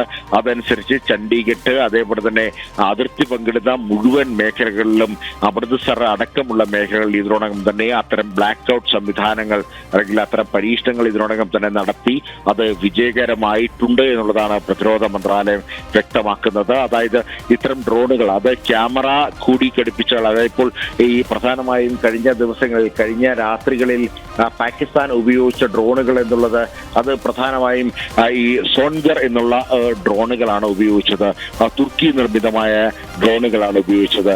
അൻകര എന്നുള്ള ഈ തുർക്കിയുടെ തലസ്ഥാനം ബേസ് ചെയ്തുകൊണ്ട് അവിടെ നിർമ്മിക്കുന്ന ഡ്രോണുകൾ, അതായത് തുർക്കി ആർമിക്ക് വേണ്ടി പ്രത്യേകമായി അൻകര ബേസ് ചെയ്തുകൊണ്ട് നിർമ്മിക്കുന്ന പ്രത്യേക UAV ഡ്രോണുകളാണ് പ്രധാനമായും ഭാരതത്തിനെതിരെ പാകിസ്ഥാൻ പരീക്ഷിച്ചത്. അതാണ് ഫോറൻസിക് വിദഗ്ധരും മറ്റും കണ്ടെത്തിയത് എന്നുള്ളതാണ് ഇന്നിപ്പോൾ വാർത്താ സമ്മേളനത്തിൽ വ്യക്തമാക്കിയത്. ഏതാണ്ട് 10 കിലോമീറ്റർ റേഞ്ചിൽ മാത്രം ഓപ്പറേഷൻ കപ്പാസിറ്റി ഉള്ളതാണ് ഈ സോൺഗർ ഈ ഇത്തരം ഡ്രോണുകൾ എന്നുള്ളത്. അതേസമയം തന്നെ ലേസർ സംവിധാനം അതിൽ ഉൾപ്പെടുത്തിയിട്ടുണ്ട്. പ്രത്യേകിച്ച് ക്യാമറ സംവിധാനമുണ്ട്. അതിൽ ഏറ്റവും അത് തകർന്ന് വീഴുന്നത് വരെയുള്ള ദൃശ്യങ്ങൾ എവിടെയാണോ അതിന്റെ ബേസ്, ആ ബേസിലേക്ക് ആ ദൃശ്യങ്ങൾ പകർന്നു നൽകാൻ കഴിയുന്ന പ്രാപ്തിയുള്ളതാണ് ഈ തുർക്കി നിർമ്മിതമായിട്ടുള്ള ഇത്തരം ഈ സോൺഗർ ഡ്രോണുകൾ എന്നുള്ളത്. അതുകൊണ്ട് തന്നെ സ്വാഭാവികമായും കഴിഞ്ഞ ദിവസങ്ങളിൽ ഏതാണ്ട് 300 മുതൽ 400 ഡ്രോണുകൾ വരെ ഭാരതത്തിന്റെ 36 കേന്ദ്രങ്ങൾ, അതും തന്ത്രപ്രധാനമായ അതേപോലെ തന്നെ സൈനിക ബീക്കങ്ങളുള്ള സൈനിക ആസ്ഥാനങ്ങളുള്ള കേന്ദ്രങ്ങൾ ലക്ഷ്യമാക്കി നടത്തിയ ആക്രമണങ്ങൾ അല്ലെങ്കിൽ അത്തരം ആക്രമണങ്ങൾ നടത്തുവാനുള്ള ശ്രമങ്ങൾ അതെല്ലാം തന്നെ കൃത്യമായി ഈ ക്യാമറകൾ ഒപ്പിയെടുത്ത് അത് കൃത്യമായി കൺട്രോൾ റൂമിലേക്ക് പകർന്നു നൽകിയിട്ടുണ്ടാകും എന്നുള്ള കാര്യത്തിൽ തർക്കമില്ല. അതുകൊണ്ട് തന്നെ അക്കാര്യങ്ങളൊക്കെ തന്നെ കൃത്യമായി വീക്ഷിച്ചുകൊണ്ട് അതിനടക്കമുള്ള പ്രതിരോധ സംവിധാനങ്ങളാണ് ഇതിനോടകം തന്നെ ഭാരതം തീർത്തിരിക്കുന്നത് എന്നുള്ളതാണ് യാഥാർത്ഥ്യം. ഇനിയിപ്പോൾ സോൺഗർ അല്ല, ചൈനീസ് നിർമ്മിതമല്ല, മറ്റ് ഏത് രാജ്യത്തിൽ നിന്ന് കൊണ്ടുവന്ന ഏത് സംവിധാനമാണെങ്കിലും ഭാരതത്തിന്റെ L-70 ആണെങ്കിലും ആകാശ് മിസൈൽ ആണെങ്കിലും സുദർശന ചക്രയാണെങ്കിലും അതേപോലെ തന്നെ മറ്റ് സംവിധാനങ്ങളാണെങ്കിലും ഒബ്ജക്റ്റീവ് ഡിറ്റക്ഷൻ സംവിധാനം അടക്കം ഭാരതത്തിന് പക്കലുണ്ട്. അതുകൊണ്ട് തന്നെ 100 കിലോമീറ്ററും അപ്പുറത്തേക്ക് ഏതാണ്ട് 250 കിലോമീറ്റർ അകലെയുള്ള ഇത്തരം ഡ്രോണുകൾ അല്ലെങ്കിൽ ശത്രുരാജ്യങ്ങളിൽ നിന്നുമുള്ള ഇത്തരം നീക്കങ്ങൾ അത് കൃത്യമായി ഐഡന്റിഫൈ ചെയ്യുവാനും അതിനെ ഓട്ടോമാറ്റിക്കായി അതിനെ നിർവീര്യമാക്കുവാനുമുള്ള ശേഷി, അതിനുള്ള വ്യോമ പ്രതിരോധ ശേഷി ഭാരതത്തിന് പക്കൽ ഇപ്പോൾ നിലവിലുണ്ട്. അതുകൊണ്ട് തന്നെ ഒരു തരത്തിലും ഇത്തരം വ്യോമ ആക്രമണങ്ങളിൽ ഭാരതത്തിലെ ജനത, സാധാരണക്കാർ ഭയപ്പെടേണ്ട ഒരു സാഹചര്യമില്ല എന്നുള്ളതാണ് ഭരണകൂടം വ്യക്തമാക്കുന്നത്. അതേസമയം തന്നെ ഇത്തരം പ്രിക്കോഷനുകൾ, അതായത് ഏതെങ്കിലും തരത്തിൽ വ്യോമാക്രമണം ഉണ്ടായാൽ അതിനെ നേരിടുവാൻ വേണ്ടിയുള്ള എല്ലാ നടപടിക്രമങ്ങളും ഭാരതം പൂർത്തിയാക്കി. അതുമായി ബന്ധപ്പെട്ട മോക്ക് ഡ്രിൽ അടക്കം ഭാരതം ഇതിനോടകം തന്നെ പൂർത്തിയാക്കി. സാധാരണക്കാർക്ക് പ്രത്യേക ട്രെയിനിങ് അടക്കം നൽകി. ഒപ്പം തന്നെ ആശുപത്രികളിലും ഫയർഫോഴ്സുമായും പോലീസുമായും ഒക്കെ ബന്ധപ്പെട്ട് വിവിധ ഏജൻസികളുമായി ബന്ധപ്പെട്ടുള്ള മോക്ക് ഡ്രിൽ നടപടികളടക്കം ഇതിനോടകം തന്നെ ഭാരതം അത് സജ്ജീകരിച്ചു കഴിഞ്ഞു. അതുകൊണ്ട് തന്നെ ഏത് ആക്രമണത്തെയും പാകിസ്ഥാന്റെ ഭാഗത്തു നിന്നും ഉണ്ടാകുന്ന ഏത് ആക്രമണത്തെയും നേരിടുവാൻ വേണ്ടി തങ്ങൾ സജ്ജമാണ് എന്നുള്ളതാണ് ഇതിനോടകം തന്നെ ഭാരതം വ്യക്തമാക്കിയിരിക്കുന്നത്. മാത്രമല്ല ഭാരതത്തിന്റെ ആഭ്യന്തരമന്ത്രി ഇതിനോടകം തന്നെ BSFന്റെയും അതേപോലെ തന്നെ ITBPയുടെയും SSBയുടെയും CISFന്റെയും ഒക്കെ തന്നെ മേധാവിമാരുമായി കൂടിക്കാഴ്ച നടത്തി. അതായത് അർദ്ധ സൈനിക വിഭാഗങ്ങളുടെ മേധാവിമാരുമായി ഭാരതത്തിന്റെ ആഭ്യന്തരമന്ത്രി അമിത്ഷാ ഇതിനോടകം തന്നെ കൂടിക്കാഴ്ച നടത്തി. മാത്രമല്ല ഏതാണ്ട് 3323 കിലോമീറ്റർ ദൂരം വരുന്ന ഇന്ത്യ പാകിസ്ഥാൻ ബോർഡർ, അത് ജമ്മു കാശ്മീരിലും പഞ്ചാബിലും രാജസ്ഥാനിലും അതേപോലെ തന്നെ ഗുജറാത്തിലുമായി ഇങ്ങനെ പടർന്നു കിടക്കുകയാണ്. ഏതാണ്ട് 3323 കിലോമീറ്റർ ദൂരമാണ് നമ്മൾ